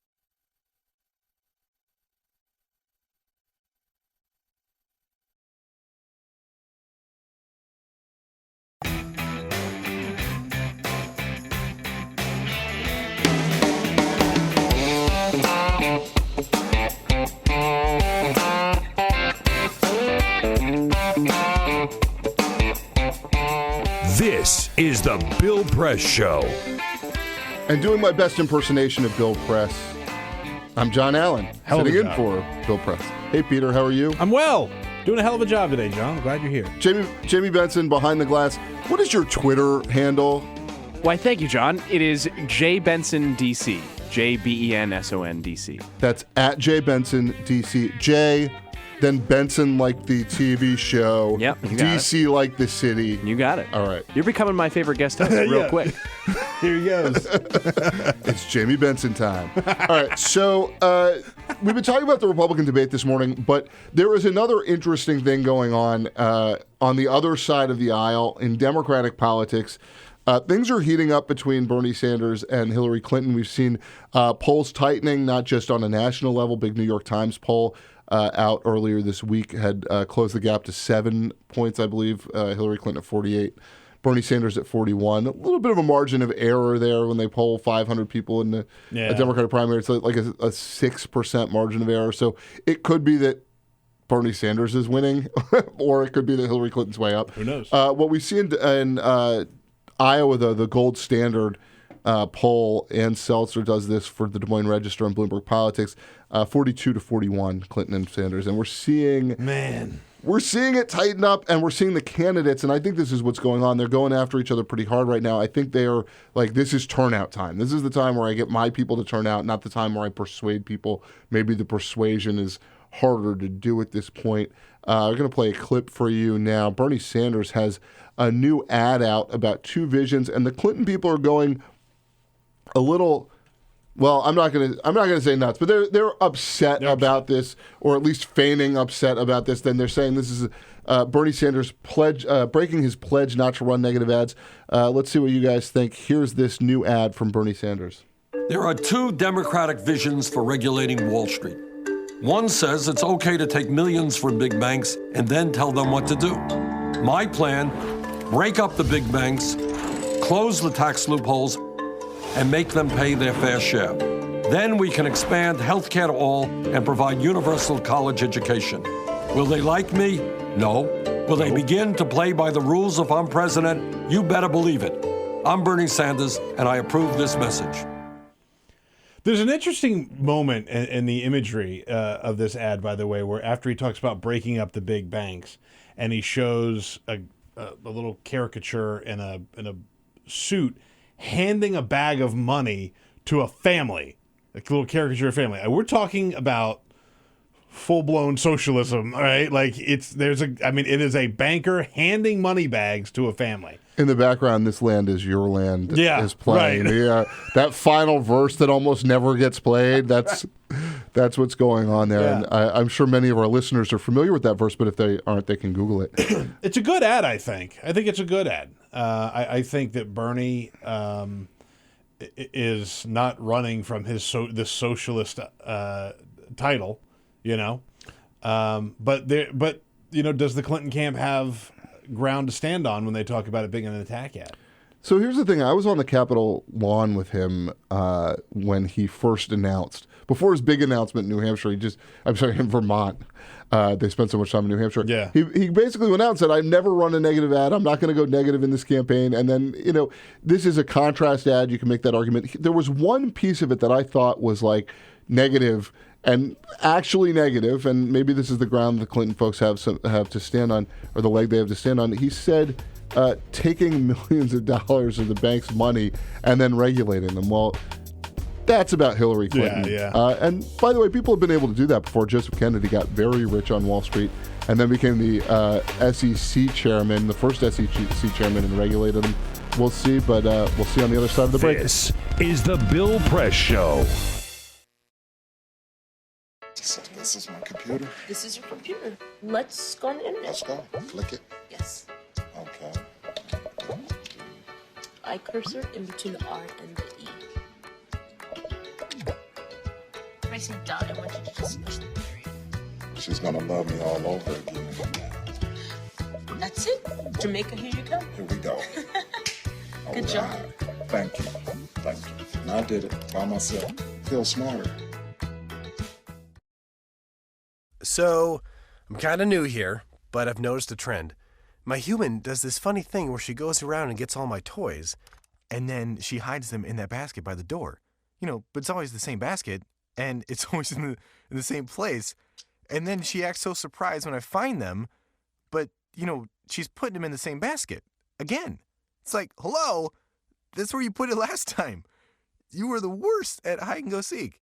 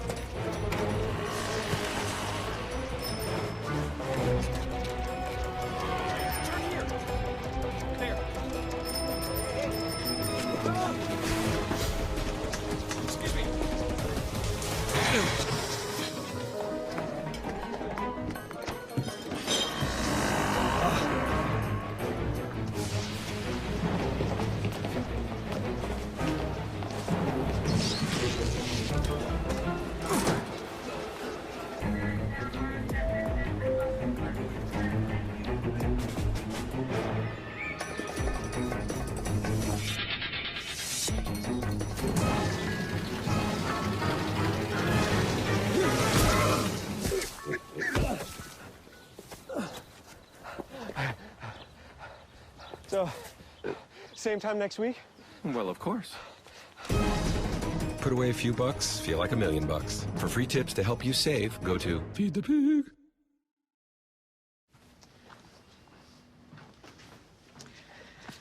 All right. I know this isn't any fun to talk about, but we should. Okay. So who's going to do what? I'll pack the dead batteries. Great. I'll only put what I don't need into a duffel bag. Perfect. That's totally unhelpful. No problem. Meanwhile, I will try to comfort everyone by speaking in a calm voice. And I'll try to get the generator going without any gas. Oh, let's not forget the cell phones, which probably won't work. Right. And who is going to handle supplies? I can forget to do a list for us. Thanks, pal. Well, I think we couldn't be any less prepared. I'm proud of you guys. Talk to your kids about who to call, where to meet, what to pack. Visit ready.gov/kids for tips and information. Hey, thanks for stopping by. I followed your character since the first episode. I'm a big fan, big fan. Thank you. And listen, your storyline, it makes for incredible TV drama. Thing is, your drug use is very adult content. Too adult for the kids. So I'm gonna have to block you. Oh, man. Yeah. Well, have a good one. You're a nice lady.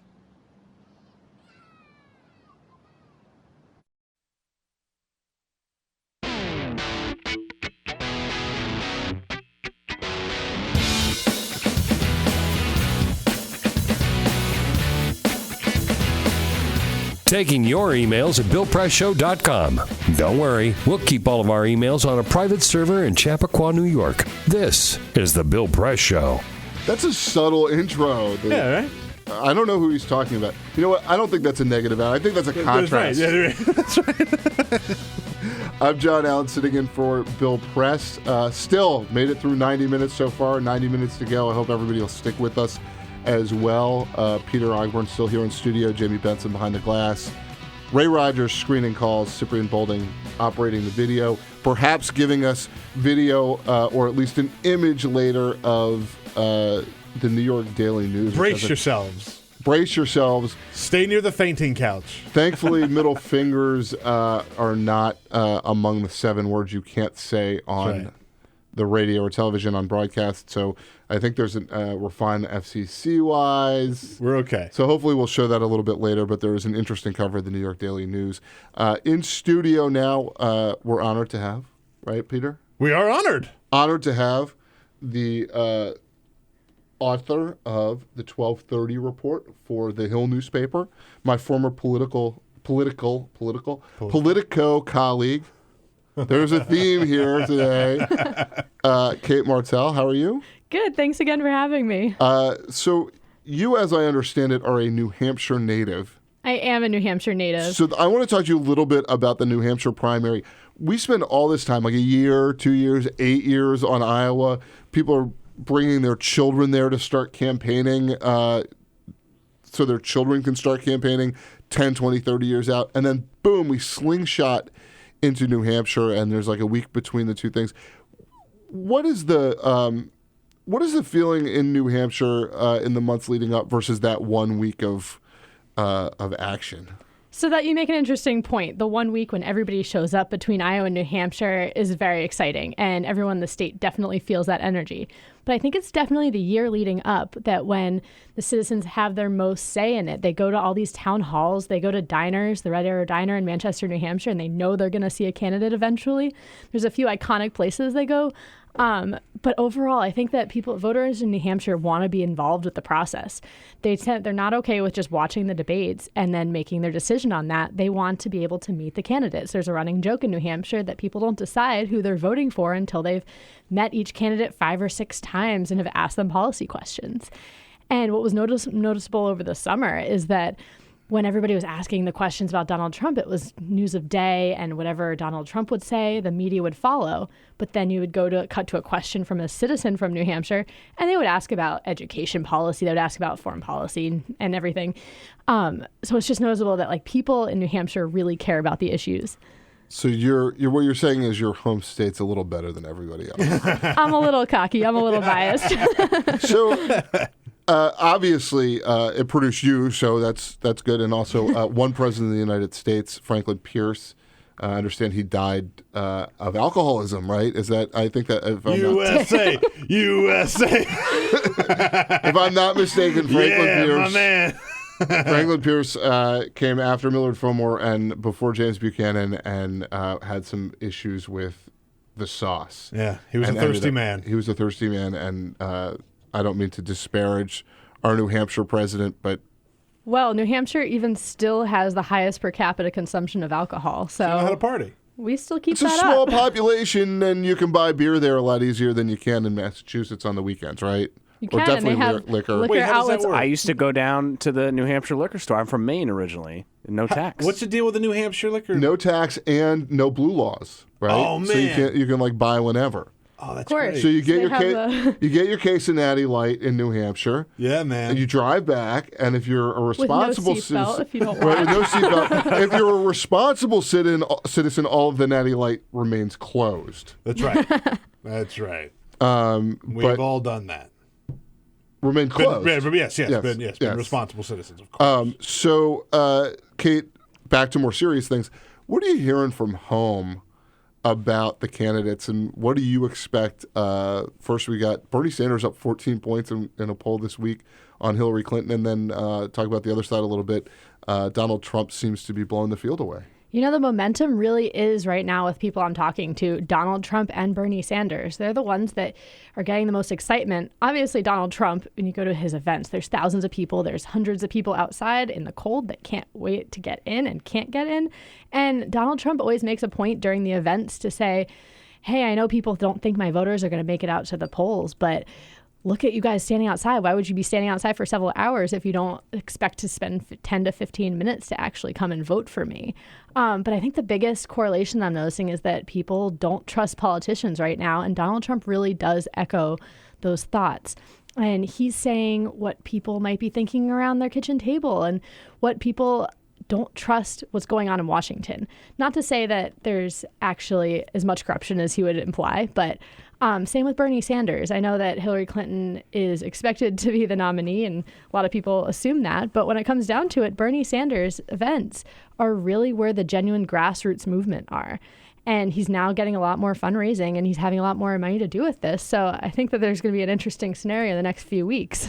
I love, Peter, how Donald Trump's arguments about corruption are basically like, I know the system's corrupt because I used to be a purveyor of corruption in Washington. I make sure that the corruption worked. Yeah. When I was giving campaign contributions, I certainly expected to get something from them because if I didn't, I wouldn't have parted with my money. That's Donald Trump's. It's amazing. And it's taken him. I mean, he's been saying that this whole time. It insulates him. Yeah, totally. It's part of this whole thing where he attacks other people on his weakness before they can attack him on his weakness. Smart. It's really a good idea. Or I think people in spousal relationships know that sometimes that's the best strategy to just start off you're like, I took the trash out? No, you didn't take the trash out. Right. You're terrible at taking the trash out. You're the worst at taking the trash out. This is a point of contention in my own home, but I didn't mean to bring that into our political discussion. So,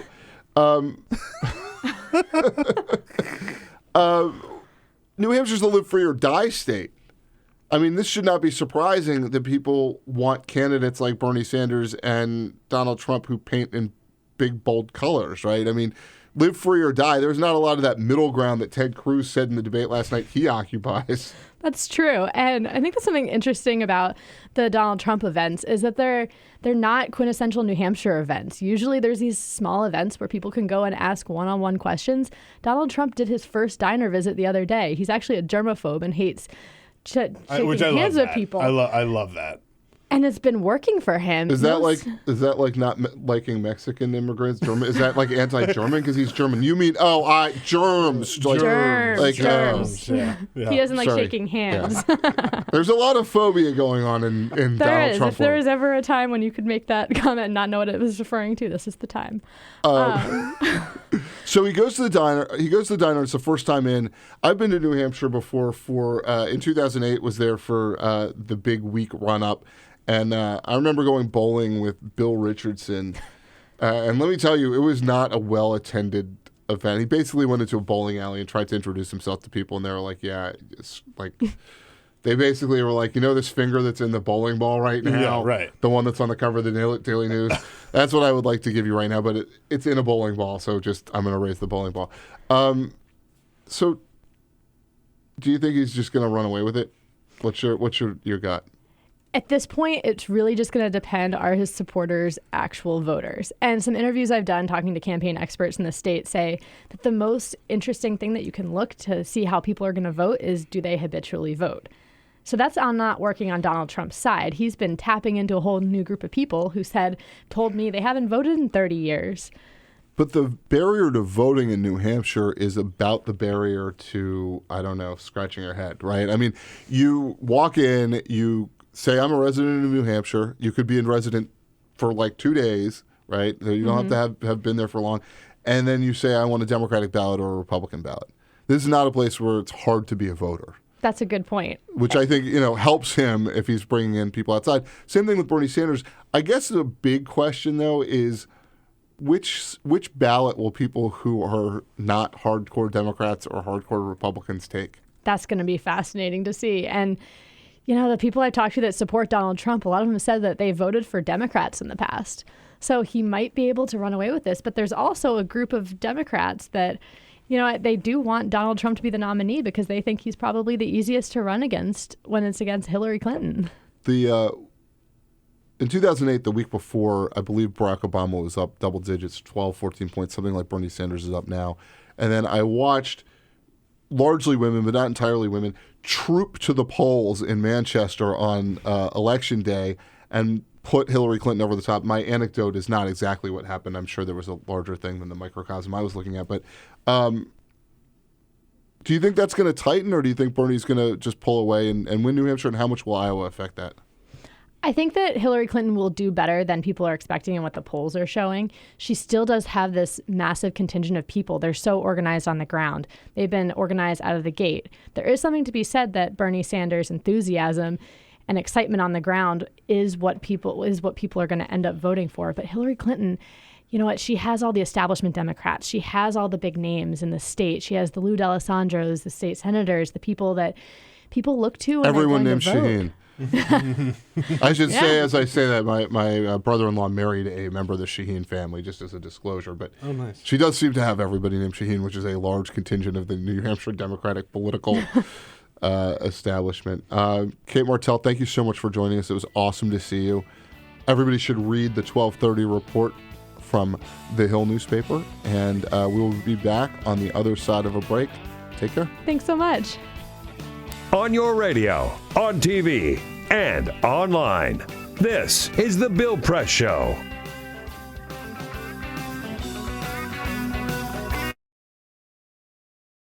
It is possible to read the history of this country as one long struggle to extend the liberties established in our Constitution to everyone in America. In other words, who, according to our laws and culture, gets to be considered a person? The law creates legal personhood, and movements create law and change culture. So, how have the courts passed laws to shape our culture? That history goes way back before Citizens United. 1819, Dartmouth College versus Woodward, Supreme Court case, turned a corporate charter from a government-granted charter to a contract. This ruling gave corporations standing within the Constitution. 1886, Santa Clara County versus Southern Pacific Railroad. Though the court did not rule on corporate personhood, the decision was subsequently cited as a precedent to hold that a private corporation is entitled to the same 14th Amendment rights of due process and equal protection as human beings.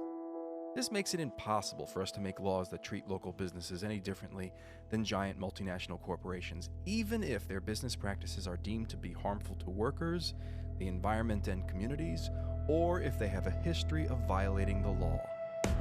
Hale versus Henkel, 1906.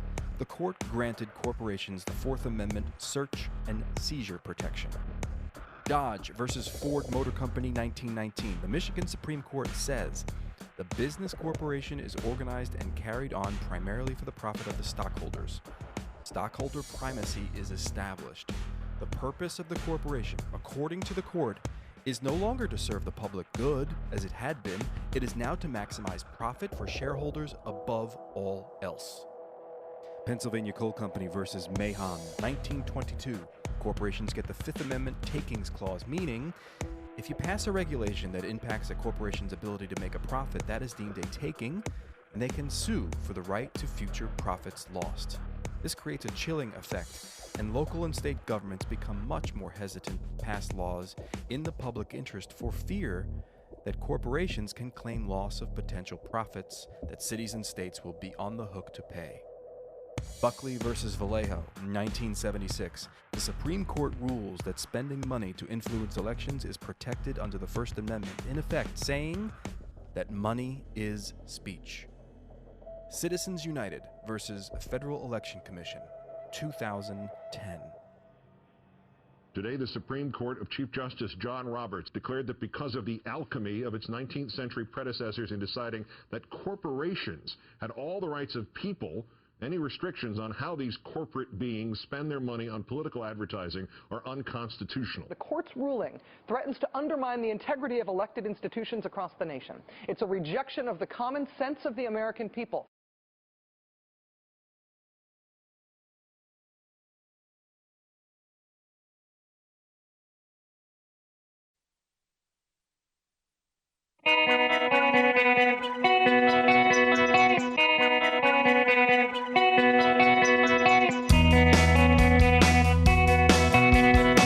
Seen on Free Speech TV and online on TawkrTV. This is the Bill Press Show. And I'm John Allen, sitting in for Bill Press today. Follow us on Twitter at BP Show. We've got Kate Martell in studio from the Hill newspaper. We got Peter Ogburn. Hey now. We've got him. I guess he's got me. It's his house. Jamie Benson. Jamie, give me your Twitter account. Oh, again. All right. J Benson DC. JBenson DC. Awesome. Ray Rogers screening the calls, which we have one of right now. Cyprian Bolding operating the video, getting us ready with that New York Daily News cover later that we're going to talk about.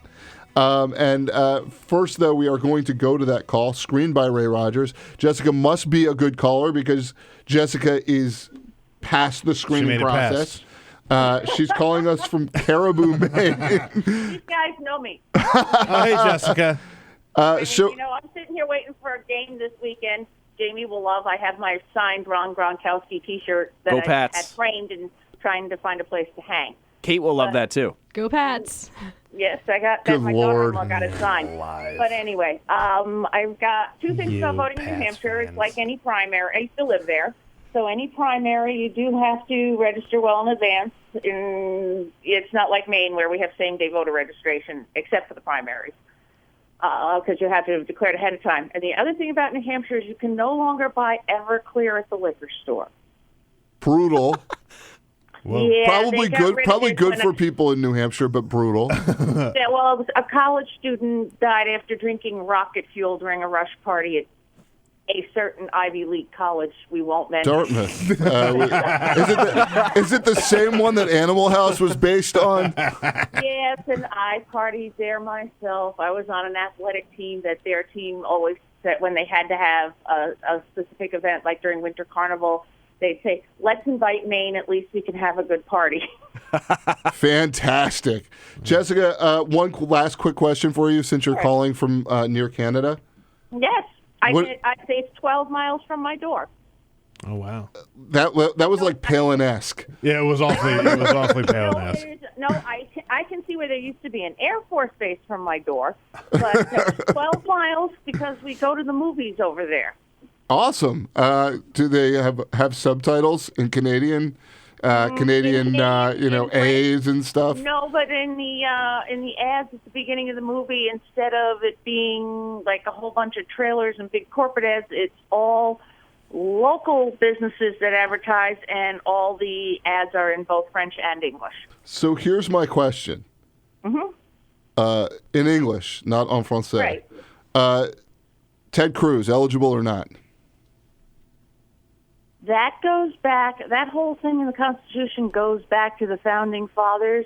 They all roundly hated Alexander Hamilton, and that was put in there so that he could never run for president. Kind of a bill of attainder against Alexander Hamilton. Pardon my use of bill of attainder. People are going to Google that. Basically, when you do something, John. It's when you pass a law to hurt one person. So in the Constitution there are no bills of attainder, but in the Constitution there is that bill of attainder. Basically, foregoing you could no longer do it, but natural born citizen was its own form of a bill of attainder. Jessica, thanks so much for calling. It was good to talk with you. Kate, back to New Hampshire, out of Maine. What do you think is the big issue motivating New Hampshire Republicans this year? And then I'll just ask two, and you can riff on both. What's the big issue for them? And number two, after Donald Trump, what do you see happening there? Who gets the establishment lane out of New Hampshire? So the two questions actually do go hand in hand. I think the biggest issue on New Hampshire Republicans' minds are national security right now. That's on the ground what people are talking about the most. There's always a question about that in every town hall. That being said, I think that there's a whole contingent of New Hampshire Republicans that are just trying to make sure it's anybody but Trump. And it's a lot of things, that's what's motivating them right now. Now, if you go to the second part of your question, if you take out Donald Trump, I think there's going to emerge one center GOP establishment candidate that's going to emerge from New Hampshire. That's probably could be Chris Christie, who got the coveted New Hampshire Union Leader endorsement. It could be John Kasich, although he and Jeb Bush have probably faded. They've probably seen their stronger days in the primary. Jeb. You forgot the exclamation part. It's Jeb. Yeah. It's Jeb, period. Or ellipsis. Jeb. Jeb. Or it could be Marco Rubio. I'm seeing a lot of attention on the ground. A lot of people who are interested in talking about Marco Rubio. But I think it's going to come down to Marco Rubio or Chris Christie. And then outside of this, there's the Ted Cruz. Ted Cruz really has gotten a lot of the support from the far right New Hampshire Republicans. But you have to keep in mind that a lot of New Hampshire population is close to the border of Massachusetts and close to down in the south part of it. So it's a lot of people that are in the Boston suburbs, and there are a lot of people who aren't as conservative as people may always think that New Hampshire is. It's not all the rural hay bales that you see in the backdrops that are made to look like Iowa. It's a lot of people who are in the suburbs of Boston. Boston expatriates who don't want to pay taxes. Kate Martell, you've got all the insights from New Hampshire. We'll be back after this break. Follow us on Twitter @BP Show. This is The Bill Press Show.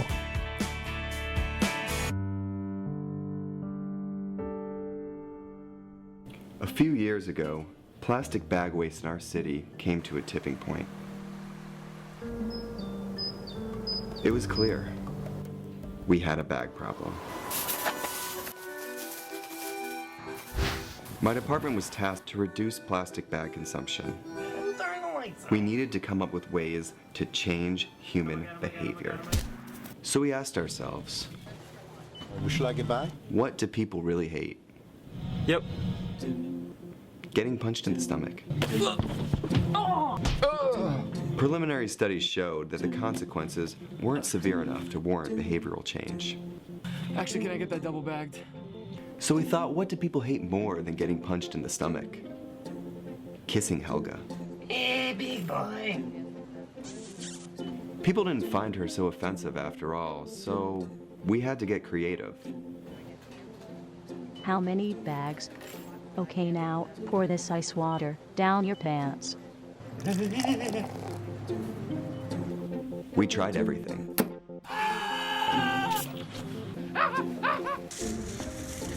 Eat this rat. Defuse this bomb.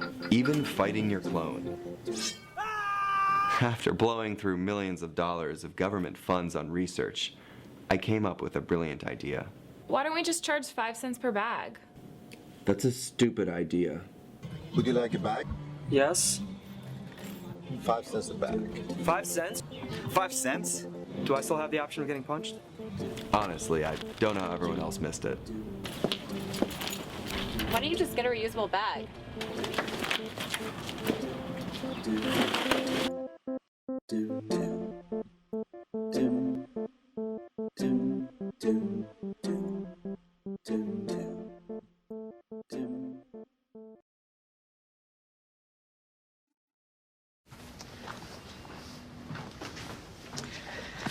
All right.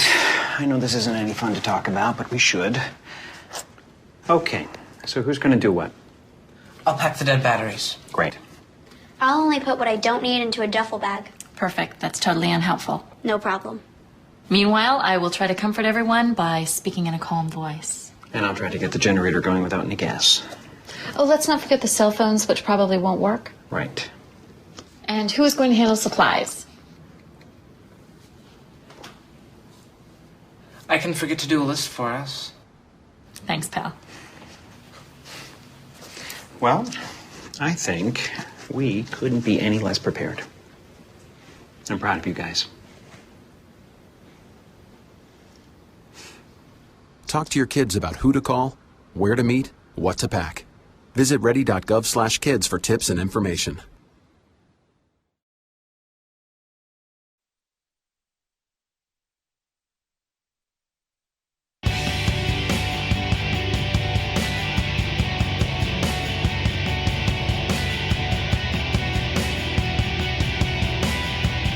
This is the Bill Press Show. And John Allen here, back, still hosting for Bill Press. We've got some breaking news. We'll borrow from Politico, which has the breaking news. That's our breaking news. Yeah. I really should not have done that. That was like your Barack Obama impression, or like my Howard Dean scream moment. Oh, wish I could have that one back. Thanks, Jamie. Really appreciate that. What's your Twitter account? Never mind. Right. So, Lindsey Graham, endorsing Jeb Bush. Wow.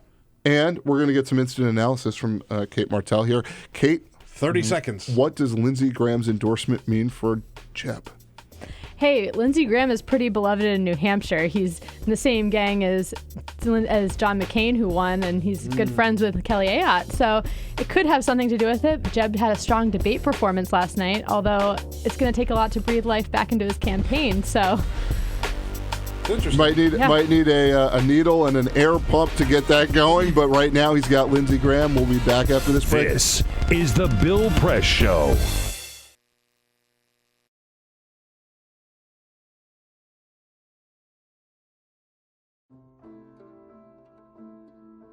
Society, civilizations, in some sense, are like our bodies. If there's something systemically wrong, it's manifesting all over the place, in all our organs, and that seems to be what's going on in our world at the moment. The system is failing all around us. Our infrastructure is falling apart. Our jails are full and can't hold more people. Our young people are burdened with $1 trillion in student debt. We're in a heap of trouble. When the temperature of the Earth is starting to rise, that's a very bad sign. Our Earth is running a fever, and it's running it because it's sick in many ways. In a country like the United States, the fact that anywhere from 45 to 50 million people are hungry, this is a problem. We can't go on like this. We can't keep moving toward climate catastrophe, nuclear war, persistence of inequality, poverty, famine. There is a systems problem. These are not one-off issues. They are interconnected, and we have to look at the system as a whole. It's time to talk about alternatives. It's time to talk about what's next. We need to be aspirational and be clear about the vision of the world that we want. What is the system that humanizes us? What is the system that opens up our imagination of possibilities of cooperation? Nothing is more important right now than to discuss how can we bring about this change. As systems fail, individual and community creativity explodes, and that's what we have seen. People in this country are solving the problems themselves. They're coming up with new models and strategies, and within those models and strategies are the kernels of a systemic way to move forward. Land trusts, cooperatively owned businesses, sustainable energy, state-owned banks, urban gardening, urban farming. These small successes taken together are a proof of concept that this can happen on a larger scale. We're compelled to search for alternatives, not just analytically, but in how we live and what we do, how we organize our daily lives. And that has tremendous potential. Our actions and our imagination have to match the magnitude of this problem. We have to get out of our comfort zone. We must think with courage. All bets are off in terms of our previous thinking. Our ways of thinking about the economy and our ways of thinking about politics have proven an abject and utter failure. The good news is we have no choice but to adopt revolutionary thinking. I like that. That's the exciting part about this moment. When there are no rules, then people have freedom to invent and to create new things. I have no doubt that we can create a better America. If the people who cared about these things really joined together to do something about them, anything is possible. The biggest worry for me is that we don't try, is that we don't push for what we know is right, for what we know is possible. It's time for everybody who cares about this country and the future of the planet to do something about it, to get involved. We can actually do better. We can build a better system. It's not impossible. It's a very American thing to do, to build a new system. It's a challenge. We can do it collectively, neighborhood by neighborhood, step by step. I think that the world that we're on the verge of is a bright and beautiful and interesting one. Complex, local, interconnected. I hope we get there.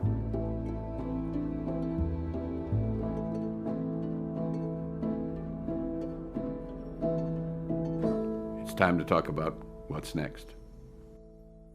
Please come and sign our statement at thenextsystem.org.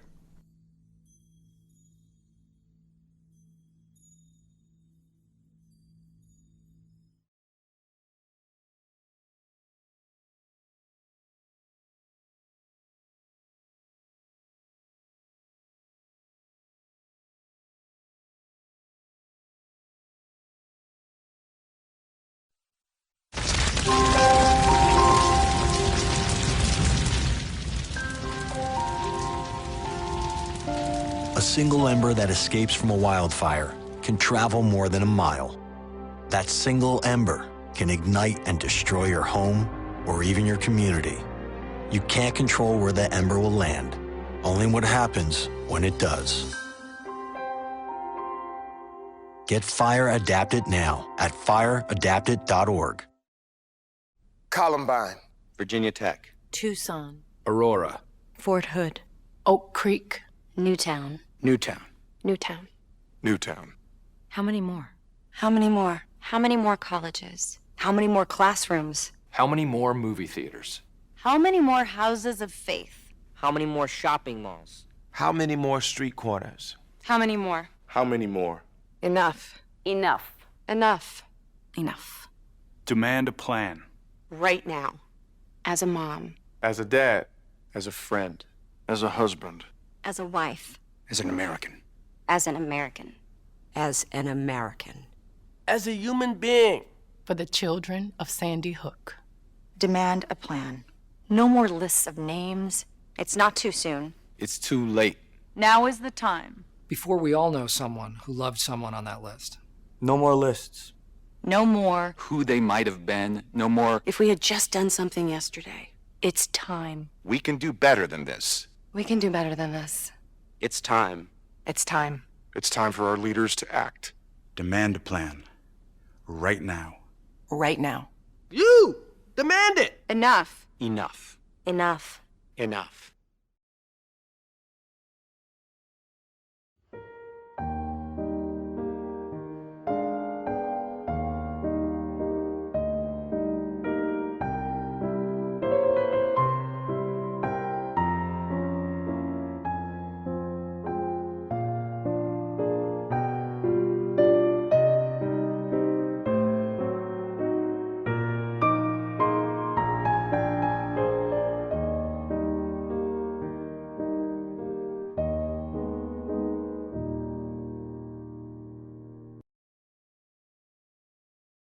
On your radio, on your TV, and online.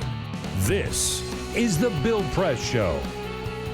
Poor, unsuspecting you tuned in for Bill Press, and you got Jonathan Allen, a poor approximation of Bill Press. But fortunately, we've got a good team here, the normal Bill Press team. We've got good guests today. We got a great guest in studio right now, Annie Linsky of the Boston Globe, but also we'll do a little swing around the horn, as it were. We've got Peter Ogburn, Feel the Ogburn, the executive producer here. Jamie Benson. Jamie, behind the glass, running the board, giving me signals with his fingers, his fist, and then his finger to get in and out of breaks. Very effective. Good morning, John. Jamie, what's your Twitter handle? Man, I'm catching some hot follows thanks to you this morning, by the way. That's awesome. What's your Twitter? It's J Benson DC, JBENSON DC. And when you say hot profiles, are you clicking on the profile? Is that because if it's all hearts and she's not wearing a whole lot, that might not be like a real person behind that. That might be some sort of bot or like come on of some type. Cyprian says catfish. It could be a catfish. Keep your hands on your kidney. That's right. That's right. Come for it. We got Ray Rogers screening calls. If you want to call, we're at 866-55-PRESS. That's 866-557-7377. Because we talked about tweeting, we'll give you the Twitter handle, @BP Show. You can watch us on Free Speech. on DirecTV and Dish, or you can watch us on TawkrTV, TawkrTV. Somebody tweeted at me earlier today, said they were watching on Talker. Oh, nice. Yeah, I apologize for the video content of me. No, this is great. All right, well, my mother told me that I had a face for radio and a voice for print. I'm sure she's listening right now, so Mom, because my mom's a big supporter. Nice. Mom, I love you. Thanks for listening. I forgot to say that Cyprian Bolding, the video operator, is out there, and I keep teasing that we're going to have a New York Daily News front page from today. It's a hell of a front page. It's one heck of a front page. Before we get to Annie Linsky, though, Stephen Colbert last night had a moment where he talked about Jeb Bush and turtles. Let's hear that. Jeb Bush says that he sees himself as a joyful tortoise. At least that's what he told a teenager on the campaign trail yesterday. The Republican presidential candidate gave the boy a toy turtle and said that he carries them around in his pocket. Yes, he gives out toy turtles. He tried using real turtles, but they kept crawling out of his pockets and then passing him in the polls. No. Guess what? Oh, my God. I am so glad that's what he said after he talked about pulling turtles out of his pants. Yeah, right. Yeah. That could have gone in a bad place. Like of all the, just the imagery of handing out little toy turtles to kids is the, I don't like that. All right, Peter, you've got some news for us, and then I do. Finally we'll get to the breakout reporter. This is the Full Court Press. Just a couple of other stories making news. This is big news, actually. So ESPN announced yesterday that they are adding a vertical to their website. It is going to be all about competitive gaming news. Now, this is the dirty little secret, of course, across all sports that people gamble on them. But ESPN is going to start covering some of the sports betting and some of the fantasy stuff as part of their website. It's called ePro, or eSports, I should say, eSports. And it's going to be their section that launched yesterday. And they're going to have writers from the vertical on ESPN to talk about it. And so they're owning up to the fact that sometimes people do actually gamble on sports. Gambling right here in River City? You're right. That's right. That's right. I'm shocked. President Barack Obama was at a town hall in Baton Rouge yesterday. And what about your gaffes? Because as he was wrapping up, he said, "Thank you very much, New Orleans. God bless America." Now, if you're from that part of the country, you would know that Baton Rouge is not a big fan of New Orleans. New Orleans is not a big fan of Baton Rouge. So this is not a good look for the president. But it happens. Red Stick, Louisiana. Yeah, it happens. It happens. It does happen. Let me be clear. Can you do your Obama impression? Let me be clear. That's all I got. I got 1 second impressions. That's it. I'll go any further than that or else I'll embarrass myself. And let's talk about the Oscars, because we got the nominations yesterday during at the end of the show, so we'll do a quick rundown. Big day for The Revenant. They lead the pack with the most nominations. Best Picture, The Big Short, Bridge of Spies, Brooklyn, Mad Max Fury Road, The Martian, The Revenant, Room, and Spotlight. Annie, about the Boston Globe. Best Actor in a Leading Role, Bryan Cranston for Trumbo, Matt Damon for The Martian, Leonardo DiCaprio for The Revenant, Michael Fassbender for Steve Jobs, and Eddie Redmayne for The Danish Girl. And then we will go to Best Actress in a Leading Role, Cate Blanchett for Carol, Brie Larson for Room, Jennifer Lawrence for Joy, Charlotte Rampling, 45 Years, and I don't know how to say this woman's name. The woman from Brooklyn. What's her name? From Brooklyn? There are a lot of women from Brooklyn. No, from that movie Brooklyn. Happy Van Winkle? Ronan is her last name. Cerise? I don't know. Cerise Ronan. Let's say she's Irish. She's Irish. Is it like Cersei? Saoirse. Somebody will call in and tell us how to pronounce that name. I'm sure somebody. I should have looked this up before I did this story. But anyway, she was nominated for Brooklyn. I've seen none of those movies because I have children. Little known secret, folks. We are members of the SAG-AFTRA union, so we get all these on screener. Oh. We got DVDs to sit at home. Why aren't you inviting me over to watch? We got all these at home. Yeah, we watched them all already. I've seen Star Wars 3 times. There you go. I mean, Spotlight? I haven't seen I saw Spotlight in the theater, and now I also have the DVD of it. So. Wow. Does it get better each time? I haven't watched it the second time, frankly. But it's a phenomenal movie. I will see it. It's my second favorite movie of the year. Behind?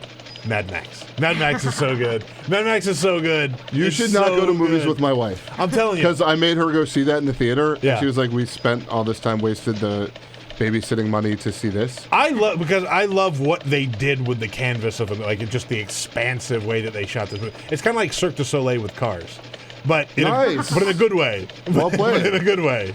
That's a good line. Yeah. All right. So that could also maybe get your wife to go see it. And if you're trying to convince your wife to go see it, it's like Cirque du Soleil. We saw it, and she was like, "Don't ever take me to a movie again." Okay, so yeah, it was like not. And Annie knows my wife Stephanie fairly well.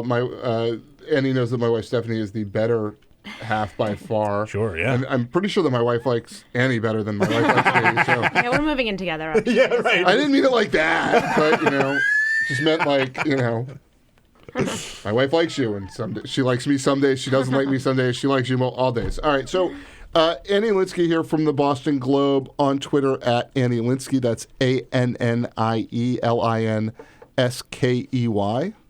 Got that E? Good. It's because Peter printed it out for me. No, I know your byline. I know your byline. Annie has been doing some of the best coverage of the campaign thus far. I had the great pleasure of working with her at Bloomberg News for a while. We sat near each other. She's one of the finest reporters I know, and really the coverage of Hillary Clinton and Bernie Sanders and what's going on in that race has been phenomenal so far. I imagine that you will continue to do that as long as they are running against each other, and probably get in some good stuff in the general election as well. I want to know from you what you think's going on with the escalation between Bernie Sanders and Hillary Clinton. Hillary Clinton certainly her family going kind of nuclear on Bernie. Bernie coming back with a contrast ad that seemed a little personal, and Hillary Clinton's people jumped on. What's going on here? I mean, I think that the Clinton campaign has struggled to figure out how, and not only the Clinton campaign, but everybody, O'Malley tried this too, has struggled to figure out how to deal with Bernie Sanders. And I don't think that the traditional attacks work with him, because he does represent a movement. And when you attack a movement, you're attacking all 2 million people who have donated to him.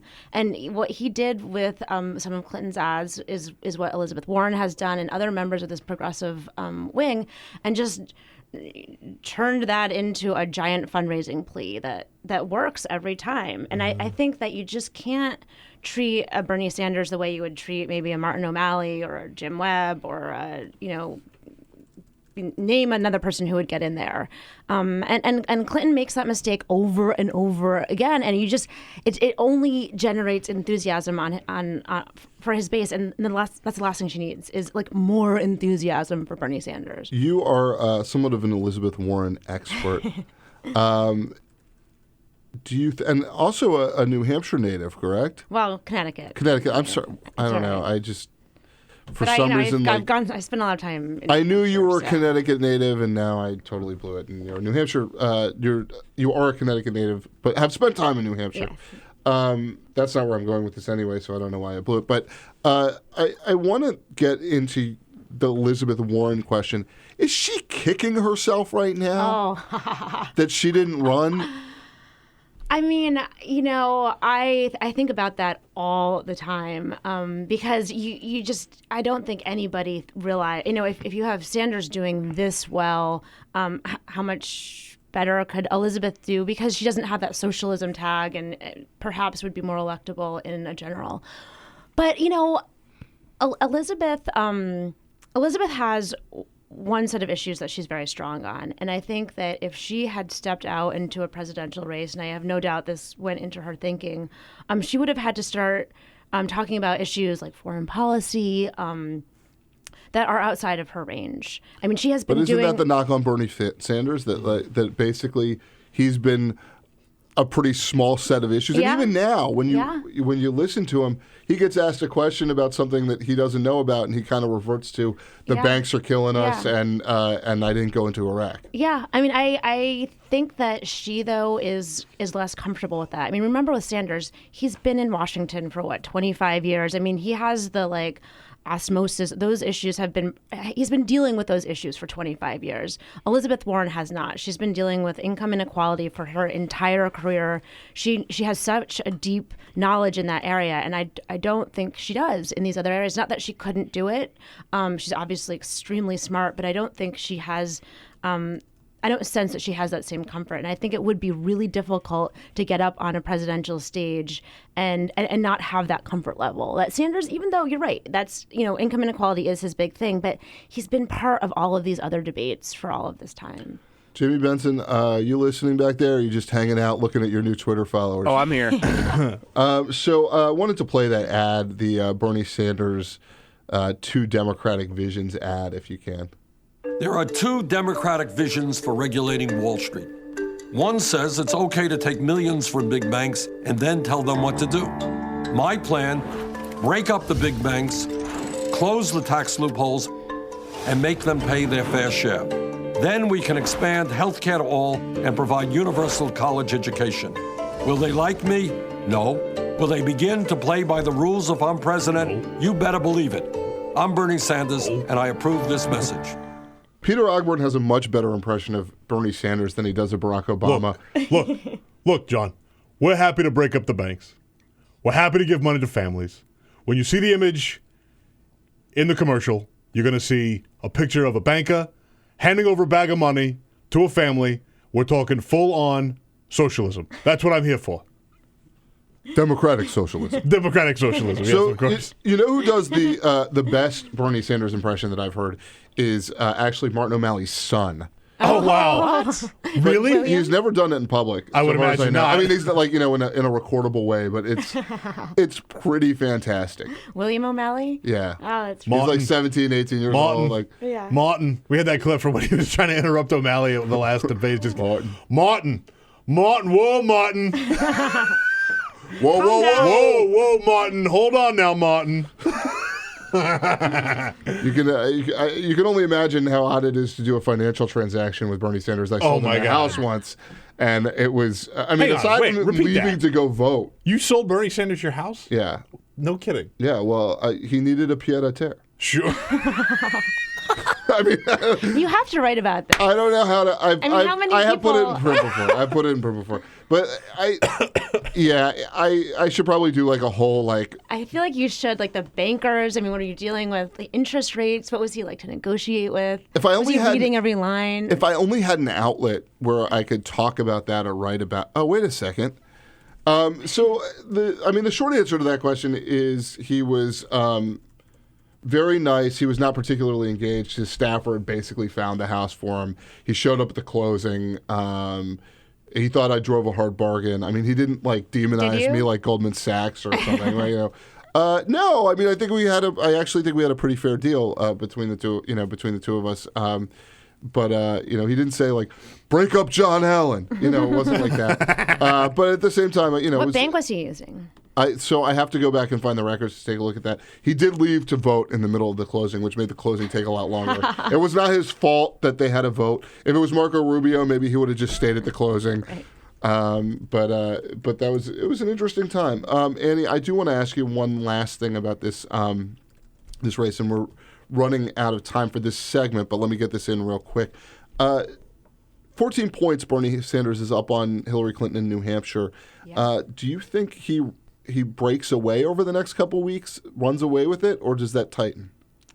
I mean, I think this is sort of the conventional wisdom, which I guess I shouldn't say, but I mean, I think it really is Iowa. I mean, Hillary Clinton's team in New Hampshire, it cannot be underestimated. I mean, she has the same Jeanne Shaheen team. They have never lost, and that includes in 2014 when New Hampshire was the only state where a Democrat won. I mean, so. New Hampshire I think it'll tighten is the short answer, and I really think his road goes right through Des Moines and nowhere else. In 2008, Barack Obama had been up huge, before Hillary Clinton won with, I think, basically that Shaheen machine. Yeah, they cannot. To get a little rhyming there. Yeah, they know what they're doing, and they've all worked together forever. They know how they operate, and it's a pretty incredible group of people up there. And on that note, we'll go to break. We'll be right back here on the Bill Press Show at BP Show. Get social with Bill Press. Like us at facebook.com/Bill Press Show. This is the Bill Press Show.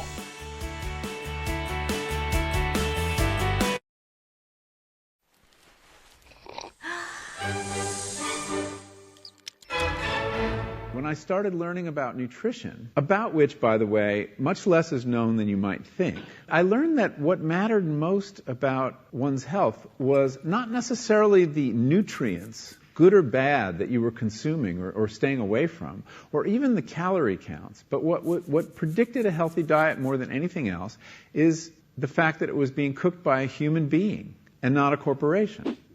Corporations cook very differently than people do.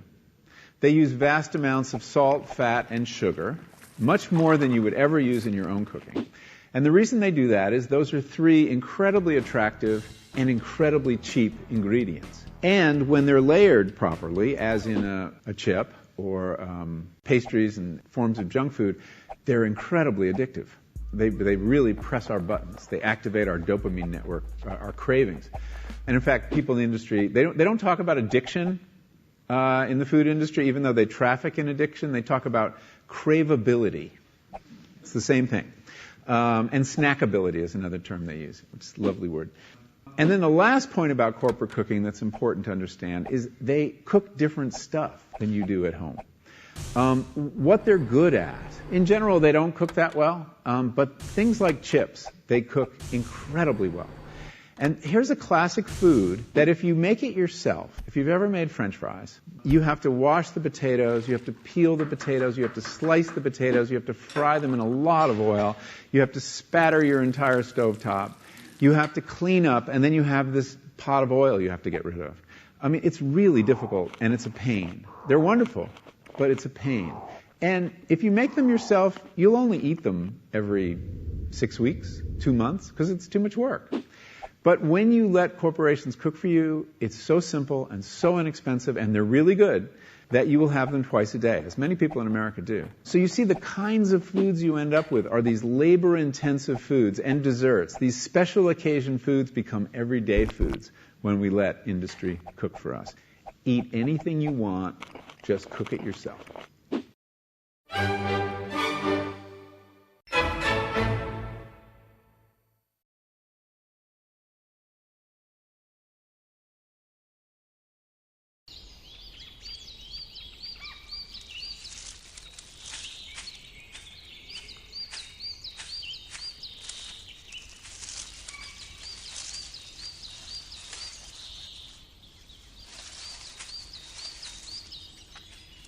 At Earth Justice, we defend the environment in the courtroom. Join our fight. When you take a seat, you take a stand. Earth Justice, because the Earth needs a good lawyer. You wouldn't let money just blow out of your house. So when your AC or heater is on, make sure the doors, windows, and fireplace flue are shut tight. If you're headed out, turn down the AC. Or lower the heat by 10 degrees. And always keep your water heater set at 120. A little bit of common sense goes a long way. Get more great tips at energysaver.gov. So, I'm kind of new here, but I've noticed a trend. My human does this funny thing where she goes around and gets all my toys, and then she hides them in that basket by the door. You know, but it's always the same basket, and it's always in the same place. And then she acts so surprised when I find them, but, you know, she's putting them in the same basket. Again. It's like, hello, that's where you put it last time. You were the worst at hide and go seek.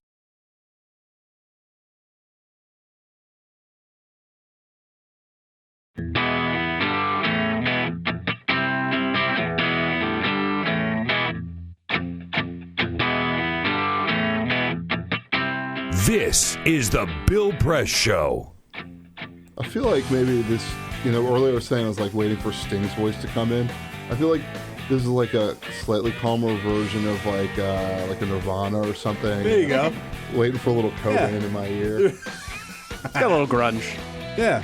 I'm still John Allen. Still not Bill Press. Sitting in for Bill Press on the Bill Press Show. You knew that. With Peter Ogburn here. We've got about 90 seconds left. Annie Linsky is our guest from the Boston Globe. You can follow her on Twitter at Annie Linsky, ANNIELINSKEY. A lot of letters. MOUSE. Last question for you, Annie Linsky.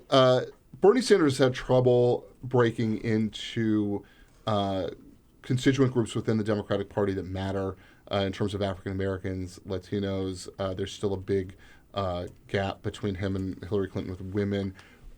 What's he got to do to overcome that, and how aware is he of that problem, even if he's to win Iowa and New Hampshire, which are sort of... They're definitely aware of it. And, he's planning this huge swing through the South shortly in the next few days to Birmingham, Alabama, I believe. Yeah. And it's just like, I think he's hoping to go down there and say he can be the representative, or he can compete with her for black votes. And we'll see if it works. I've heard that in Birmingham they love the governor. Woo-hoo. Annie Linsky from the Boston Globe, thank you for joining us. Everyone should follow her on Twitter and read her stuff. That's the best analysis you're going to get of the Democratic race. This is the Bill Press Show, and we'll be right back after this break. This is the Bill Press Show. So this is my computer. This is your computer. Let's go on the internet. Let's go. Click it. Yes. Okay. I cursor in between the R and the E. Pressing down, I want you to just push the period. She's gonna love me all over again. That's it. Jamaica, here you come. Here we go. Good job. Thank you. Thank you. And I did it by myself. Feel smarter. So, I'm kind of new here, but I've noticed a trend. My human does this funny thing where she goes around and gets all my toys, and then she hides them in that basket by the door. But it's always the same basket, and it's always in the same place. And then she acts so surprised when I find them, but, she's putting them in the same basket. Again. It's like, hello, that's where you put it last time. You were the worst at hide and go seek.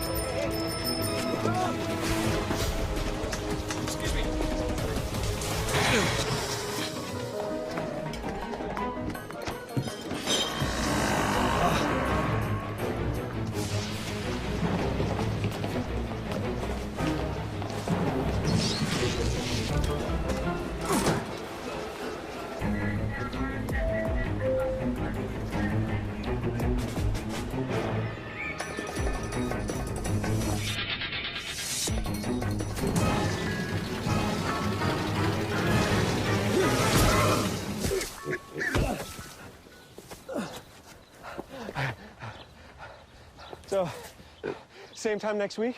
Well, of course. Put away a few bucks, feel like $1 million. For free tips to help you save, go to Feed the Pig.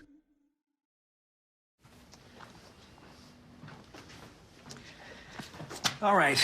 I know this isn't any fun to talk about, but we should. Okay. So who's going to do what? I'll pack the dead batteries. Great. I'll only put what I don't need into a duffel bag. Perfect. That's totally unhelpful. No problem. Meanwhile, I will try to comfort everyone by speaking in a calm voice. And I'll try to get the generator going without any gas. Oh, let's not forget the cell phones, which probably won't work. Right. And who is going to handle supplies? I can forget to do a list for us. Thanks, pal. Well, I think we couldn't be any less prepared. I'm proud of you guys. Talk to your kids about who to call, where to meet, what to pack. Visit ready.gov/kids for tips and information. Hey, thanks for stopping by. You know, I followed your character since the first episode. I'm a big fan. Big fan. Thank you. And listen, your storyline, it makes for incredible TV drama. Thing is, your drug use is very adult content. Too adult for the kids.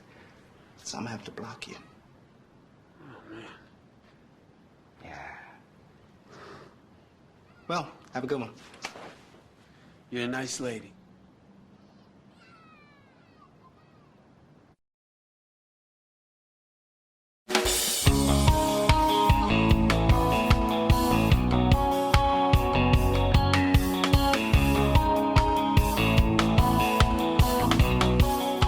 Streaming live video right now at youtube.com/TawkrTV. That's TAWKR-TV. This is The Bill Press Show.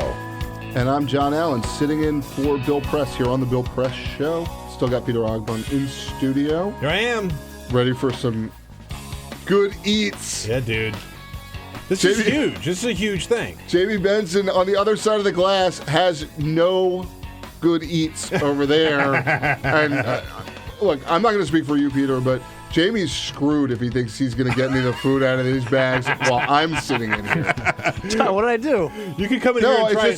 I'm just an eater. Oh, okay. I don't want people to see the whole thing. I don't want to here, get in the way. I'm an eater. You could come in here and try and take one of these chicken sandwiches from me and John, but you might draw back a nub. So, like, as an example, I don't know if you guys remember, Chris Christie was on Letterman, and he came out of the green room, and he, like, sat down in the chair, and he pulled a donut out of his pocket, and he, like, ate it on set. Yes. And I was thinking, like, Chris Christie must be a phony, because what self-respecting fat person would go from the green room to the set without taking a bite of the donut? You eat the donut. You eat the donut. You eat the donut. So unless it was a dozen when he started, and I don't think it was. Just fell into the, By the way, good news for Chris Christie and his health. He obviously is trimmed down, and I only speak of him in that way because I am also somebody who would be known to eat donuts. I'm about to eat some chicken, some really good chicken, I'm told, from Shake Shack. We've got in studio joining us now, Alan Ng, the Mid-Atlantic director for Shake Shack. You can check out Shake Shack online at shakeshack.com. That's SHAKESHACK.com. Everybody's looking at me like I might not be able to spell it correctly. You got it, man. You nailed it. It's like a tongue twister. And on Twitter at Shake Shack. Also the same spelling of Shake Shack for shakeshack.com, if you got that before. Alan Ng is also, I understand, a tremendous cyclist. So maybe he can help me and Peter. And maybe this is why he gets to eat burgers and chicken sandwiches. That's what I was going to say. If we let Jamie in later, Jamie doesn't need to work it off, but like maybe Alan can also help. I hate to break it to you, John, but he's already got the sandwich. He's eating it now. That is a beautiful chicken sandwich, by the way. It is a beautiful chicken sandwich. Alan, you guys are debuting. You debuted yesterday. The Chicken Shack sandwich for $6.29, all across every Shake Shack location except for JFK Airport and the Theater District in New York. Correct. So, so I'm not going to the JFK Airport or the Theater District in New York. One more reason to not go there. Tell us a little bit about this branching out, because everybody knows about the Shake Shack burger, as tasty as it gets. So tasty you want a second one when you're done. Tell me a little bit about why you're branching out here. Good morning and thanks for having us. And, why we're branching out and doing the chicken is all our guests are loving it. Been asking for it for years. We're just wanted a very classic chicken sandwich. It's our version of a modern version with a twist to it. So it's exciting. We've tested it out for 2 years to and then really found the right one, and then we tested it for 6 months in Brooklyn. And then now here we are today. Yesterday we launched it out across America. Fried chicken has never really been out of the mainstream, I guess, but like we're now at a moment where people are elevating fried chicken to something, great, right? Not just as sort of a utilitarian meal that a lot of people serve in the South, where I grew up, but like people are doing great things with fried chicken, and it is my weakness. And you're less likely to hurt yourself with fried chicken than, like, say, fried turkey. True. On Thanksgiving. Very, very You're not true. going to drop your fried chicken into, like, icy cold. You're not going to have one of those explosions in your That's right. fried in your turkey fryer. Hang on, can I see one of these? I want to see one of these sandwiches. Oh, can we hold them up? Hold them up, yeah. Oh, water. Yeah, Shake Shack water. Yeah, you get water. Water. I'll have a chicken sandwich. Wristbands for the kids. Oh, tight. Yes. Yeah. Oh, hot sauce. Coffee. Louisiana hot sauce. By the way, for President Obama. Yeah. Who was that's in right. Louisiana yesterday. That's right. This hot sauce, we will find out, is it from, it's a product of USA, New Iberia, Louisiana, which is neither Baton Rouge, where President That's right. Obama was, or New Orleans, where he thought he was. Here you go, John. You want a chicken I sandwich? want a chicken sandwich. There you go, buddy. That's good looking. That looks good. That's I'm really not good going to eat looking. it. I'm not going to eat it on the air because that's I am. I know, but that's like begging for abuse. But I will. Well, maybe I should have like one bite. Maybe You should have. You should have a bite. Turn-in Yes. bite. All right. We are I'm on gonna go radio for too. it. I'm gonna go for it. Oh, and it's got a nice little carrying case here, Mm-hmm. like the burgers, so you can. What do you think, Peter? Or talk with your mouth full. Jamie, are you ready to talk if I take a Unbelievable. bite? Yeah, no, I'm here. I can already tell you it's absolutely delicious. I want you to get the crunch in the microphone if you can, because That's so good. The chicken's very So crispy. yeah, I mean it's hand breaded, hand battered. There's nothing worse Yeah. than like a soggy chicken sandwich, right? Like we've had those at school or whatever in cafeteria. This is so good. It's like actually a terrific crispy chicken sandwich. It's if the chicken sandwiches are like this for everybody, and not just because you brought them into us and we're going to be on the radio, big famous people on the radio, and on TV, you can check us out on. Well, we read the places before. That's amazing. That's so good. People are going to buy this. This is like a really tasty chicken sandwich. There's like pickle in there, a little mayonnaise. Feels kind of. It's like a light feeling crispy chicken. Mm-hmm. Like you could have a bite and feel like really full, but like I had a bite and I don't feel full. I'm coming back, but it felt like it just kind of like a light taste to it. So tell me a little bit about Shake Shack's expansion over time. I feel like there was this thing I'd heard of called Shake Shack. There was like one at Nationals Park, and now it's everywhere. Like, tell me what the secret to success has been. Yeah, I mean we've been lucky and very fortunate to open as many as we have currently. Right now, we have over 70, and this year our plans are open 12 to 15 more across the United States. Big markets are Dallas, Houston, Minneapolis, LA is a big one. We'll have our 5th one in DC, in Pentagon, later this year. So you've also got Union Station in Washington, D.C. And wait, I think I might have. You got one on Connecticut Avenue? Correct. So there's one more that I've not accounted for. Chinatown. I didn't know there was one in Chinatown. Yeah. That's my go-to. That's right his there. go-to. I love the one at Nats Park, man. Every time we go to the ballpark with the kids, we always go there. So here's my question. You can't just have the chicken sandwich. And you are called Shake Shack. So what is the flavor of shake, or there's another term, like a custard. Yeah. What is the flavor that you think goes best with this? And are you going to roll out any new flavors? Not unlike a fine sommelier, could you pair a good shake or concrete with the chicken sandwich? No better way to have it for the shake of the week, which is oatmeal cream pie. So each week. Yo! Oh, man, that sounds so hitting good. all the spots, Alan. Hitting all the spots. Each week we roll out a different one, so it's within the season, and just a lot of classic favorites, and a little some with a Shake Shack twist to it. So we all got sunglasses. Oh, nice. Jamie's wearing his back there. I'm wearing mine, my Shake Shack sunglasses. These are gonna go to my children, as will I think the Shake Shack wristband. There you go. In case you get sweaty while you're eating your chicken sandwich, which could happen. Serious business. Yeah, and then I am curious, as we look around the table here, the Stumptown Cold Brew. Yeah. Tell me about that. Is that something that has a relationship with Shake Shack? Like, is that something I can get at any Shake Shack? Sure. Yeah. I mean, we actually launched it with. We love what Stumptown does. They're out in Portland, Oregon, and very organic kind of company. And we just really started with our breakfast locations: JFK, Grand Central Station, Union Station, where we had breakfast because coffee and breakfast. And then they just became very popular.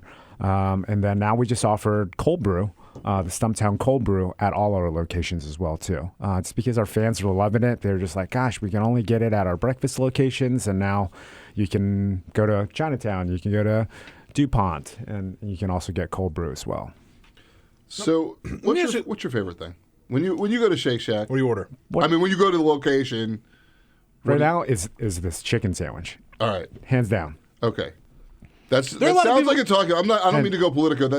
That sounds like a talking point. But like, you know- on chicken day, but it may not be because this is really good. It's delicious. It's delicious. I'm going to ask you a question about sort of like the business side of things. I know this is like getting inside here, but like the business of selling fried chicken, right? When you look at a trend or something that's becoming a trend or becoming more mainstream, what's the business side of selling chicken sandwiches for a place that's known for selling red meat? Yeah, like Shake Shack. Yeah, I mean it creates a good alternative for our guests. Sure. You know, and the guests is that were not, didn't always eat red meat, but love Shake Shack. Now they get this other option of just, I can have chicken now. I can go out with my friend that always loves burgers, but I can also go to Shake Shack. Gives that option of just, my girlfriend doesn't eat a lot of red meat, and now she has an opportunity of just having this. So smart. My son found out the other day that he has.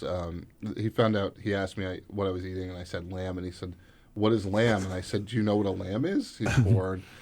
He was like, "Yeah," and I then had to explain that we eat animals to my son.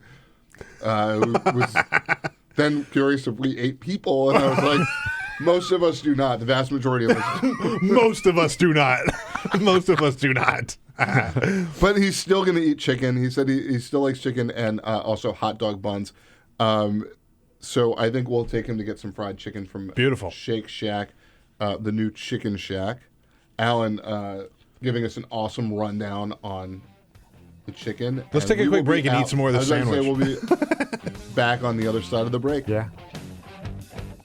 Follow us on Twitter @BP Show. This is The Bill Press Show.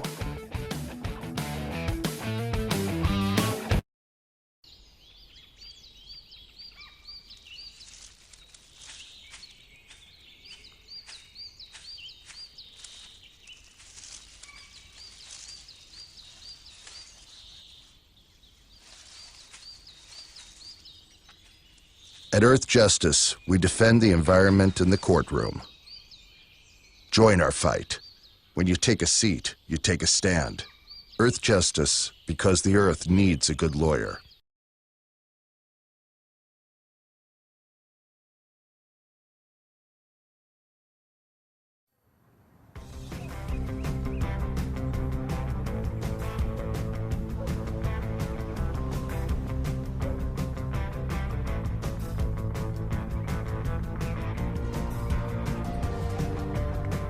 Sometimes when I'm walking down the street, I'm not necessarily looking out and seeing all these water-wasting lawns and people that aren't as connected to their neighbors and their lives as they could be. I'm walking down the street looking, going, edible oases, rainwater, fed landscape, and just looking at the possibility of these sort of landscapes up and down the streets of neighborhoods and communities all across this world.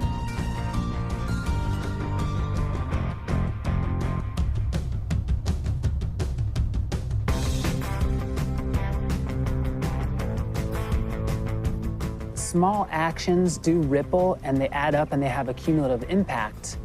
And so when you're building upon your small mindful actions, you have the confidence and the ability to take on something a little bit greater. So that could be nice. This, in the context of where we're at as a planet with climate change and these really big issues, and people that are more disconnected and less skilled than ever, it becomes even more amazing and powerful how much of a solution this is to design these ecological gardens and to come together with shared vision and shared voice. There's never been a time where your choices have mattered more. Doing something as simple as us transforming a landscape creates a model that anybody could look at far and wide, and you're sharing food and connecting and building skills together in your own neighborhood. It's a richer way to live in normal times, but in the new normal of climate change and erratic weather and economic upheaval, it becomes essential. Whether it's me, you, Gandhi, Che, MLK, Willy Wonka, whoever, past, present, or future, the power of our daily actions is all that we have. You know, and like our comedian said, give me a place to stand and a lever long enough and I'll move the world. And that's what those simple actions do. They move the world every day.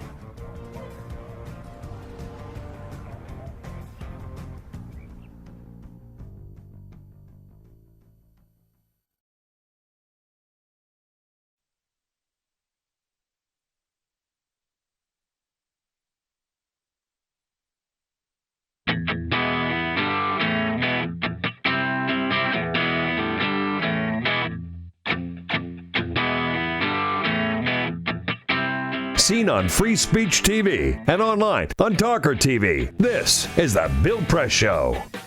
There must be some like tryptophan or whatever that substance is that's in turkey in these chicken sandwiches because I'm like ready to take a nap now. Maybe it's because I got up so early. Yeah, no, you brought coffee for. I'm just kidding. I don't think there's any of that stuff in it. It is a fantastic sandwich. Alan, tell us about the new Chicken Shack and the ingredients in this thing that make it taste so good. Sure. Yeah, I mean, the chicken is 100% natural, cage-free, humane raised, no antibiotics in this. It's marinated in buttermilk. It's on our just traditional Martin's potato roll, so it's nice and squishy. And which is key, by the way. It's the potato roll is key. It's a squishy roll and then like a crispy chicken. Yeah. I mean, it's a nice context. Yeah. It's not this contrast. And you guys use those potato rolls on just about everything. On our Shack burgers, on all our and they're all so our burgers, perfect. Yeah. They're just on the breakfast perfect sandwiches. You on just, the breakfast sandwiches. You were just and telling the me hot dog. off air, sausage, egg, melting cheese. So much. So good. I just had one when I came over here. Nice. Everybody who's listening and watching is now ready for breakfast, lunch, and dinner. Go get some Shack. Go to the Shack. What else is on this? So on there, it's like the batter is hand breaded, then it's slowly cooked to crisp fry on a potato, like a bed of shredded lettuce, pickles, and then buttermilk herb mayo. So it has parsley and thyme in it. So. And there you get that like nice kind of like fresher, like lighter taste, right? Like, can I tell you something? In all honesty, the pickles on this, so good, so good. But you'll never have a pickle that good on anything you get from like a drive-through or any like. No, I mean the drive-through pickles are like. Oh, they're terrible. Yeah, these pickles are phenomenal. I mean, when people ask through the drive-through, like, "Do you want pickles?" You're like, doesn't matter, right? Like, whether if you like pickles, the pickle's not going to be that much better. Exist. Yeah, if you don't like pickles, those it's are not real offend you that pickles. much. Those are actual pickles. This delicious. is a nice pickle, and I think it works nicely with the mayo. Yeah, I mean, not totally. that I'm a food critic. No, I think you're right. In fact, I try not to criticize food. I like food. Yeah, it's delicious. So I have a question: Is the roadside burger still on the menu, Alan? This is Jamie's thing, the roadside burger. Jamie Benson, the roadside burger is calling in with a question from the other. Usually he's taking the calls, like putting up lists. Jamie, could you put your own name and location on a card and hold it up for me? Jamie wants to know about the roadside burger. Yeah, is the roadside burger still available at Shake with the Shack? onions and the with bacon? The onions and the bacon. Yeah, good question. The roadside burger is not. That was a limited time offer. Oh no! Yeah, we tried that. For it's like the several McRib. months. I wouldn't compare it to the McRib. It's like the one thing. Right? It's only there for a little while. Yeah. Some people are like obsessed with it. Jamie obviously obsessed with the roadside burger. It is not like the McRib in any other way that it disappears, and some people like it. Right. But I like the seasonality. I do like the seasonality of those things, right? That way you look forward to it when it comes around. Like you guys do the whole thing with Oktoberfest. Oktoberfest, yeah. I mean, I love that. You must be a pumpkin beer drinker. I will drink a pumpkin beer. Yeah, absolutely. Maybe blueberry beer if you're in Maine in the summer. It gives us the opportunity to like just venture out and work with local chefs and create great items, and just like in Texas that we have special a burger there, and so nice. Yeah. And so, what's the last thing that you would tell people about why they should go out and buy chicken shacks? Chicken Shack. Look, I mean, it is our proudest moment right now. This is the year of the chicken, and we're the year of the chicken. I mean, food wise, it's everybody's doing chicken now. Yeah, we're it's if you love Shack burgers, you're going to love the Chicken Shack. We put a lot of heart and energy and time and dedication to this making it right with 2 years of development and then 6 months of just trial in Brooklyn, and the guests and the response have been just phenomenal. People just wanted it, and all around the country says, when can you bring it to DC? When can you bring it to Virginia? When can you bring it out to Chicago? And we're happy that we were able to do it yesterday. And you've had 3 samples, me, Peter, and Jamie, and we're 3 for 3. 3 for 3. You're 3 for 3. Right. And all over social media yesterday. And I'm not being paid for this. Yeah, that's right. None of us are being paid for it. It was all like people were freaking out. Yeah. People were freaking out because they know that Shake Shack does things so well. So to see Shake Shack apply that same mentality to a chicken sandwich is pretty exciting. And I think we're going to have to go to a break right now. But Alan Ng, thank you for joining us, Mid-Atlantic Director for Shake Shack. Got the new Chicken Shack out, $6.29 at all your local Shake Shacks, unless you live at the airport in JFK Airport in New York or in the theater area there. Thanks for joining us. Thank you. Thanks for having us. On your radio, on TV, and online. This is The Bill Press Show.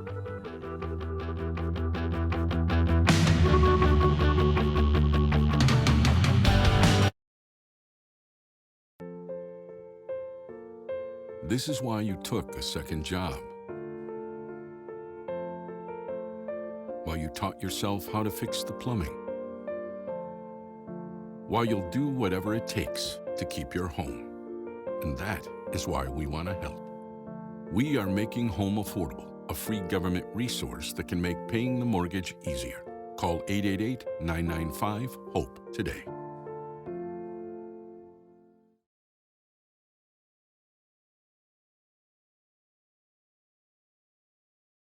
I grew up in the housing projects of Cleveland. I didn't even know that life could be any better than it was. Education for me has been a way to get away from the agony of what was normal life. I want to be able to impact the community, not just look back on where I came from, but to reach back to where I came from and pull some people up with me. My name is David, and I am your dividend.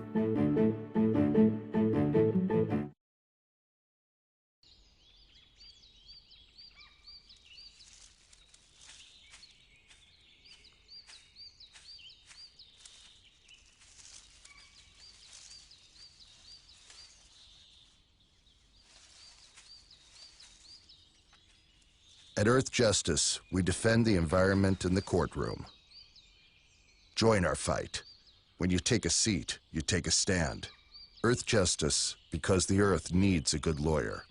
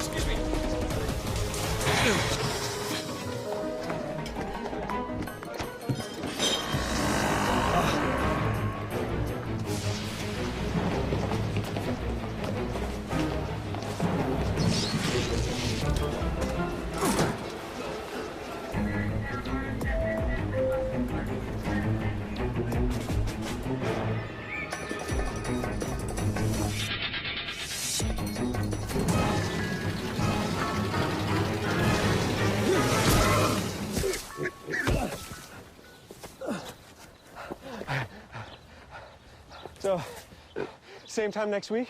Well, of course. Put away a few bucks, feel like $1 million. For free tips to help you save, go to Feed the Pig.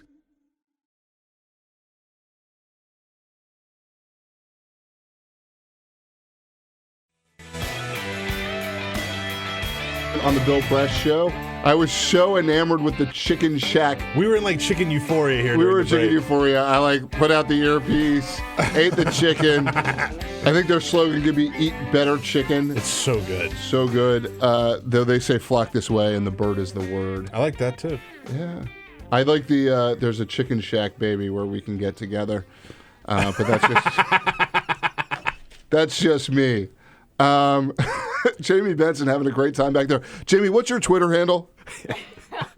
This is J Benson DC. JBenson DC. Okay, I understand we have to get out of here pretty soon. Maybe a minute or so. Can I just say, first of all, thank you so much for hosting the show. You've done a wonderful job, and we'll be happy to have you back anytime. Wow, that's awesome. It's been recorded now. I had to get that out there, but yeah, we loved having you on. This was great.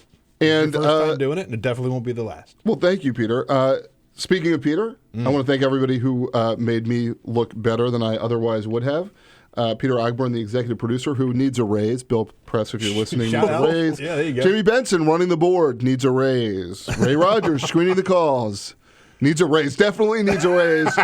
We got calls from Caribou today and DeSoto, Missouri, and elsewhere. And Cyprian Bolding, video operator, also needs a raise. They cannot live on Chicken Shack alone. John's definitely coming back, right? Like we're having John back for sure. Though one might want to try. This is the Bill Press Show. Check us out on BillPressShow.com, live on Free Speech TV and TawkrTV. Tweet at BP Show. I'm John Allen at John Allen DC. Thanks for joining us, and I'll see you next time, according to Peter. This is the Bill Press Show.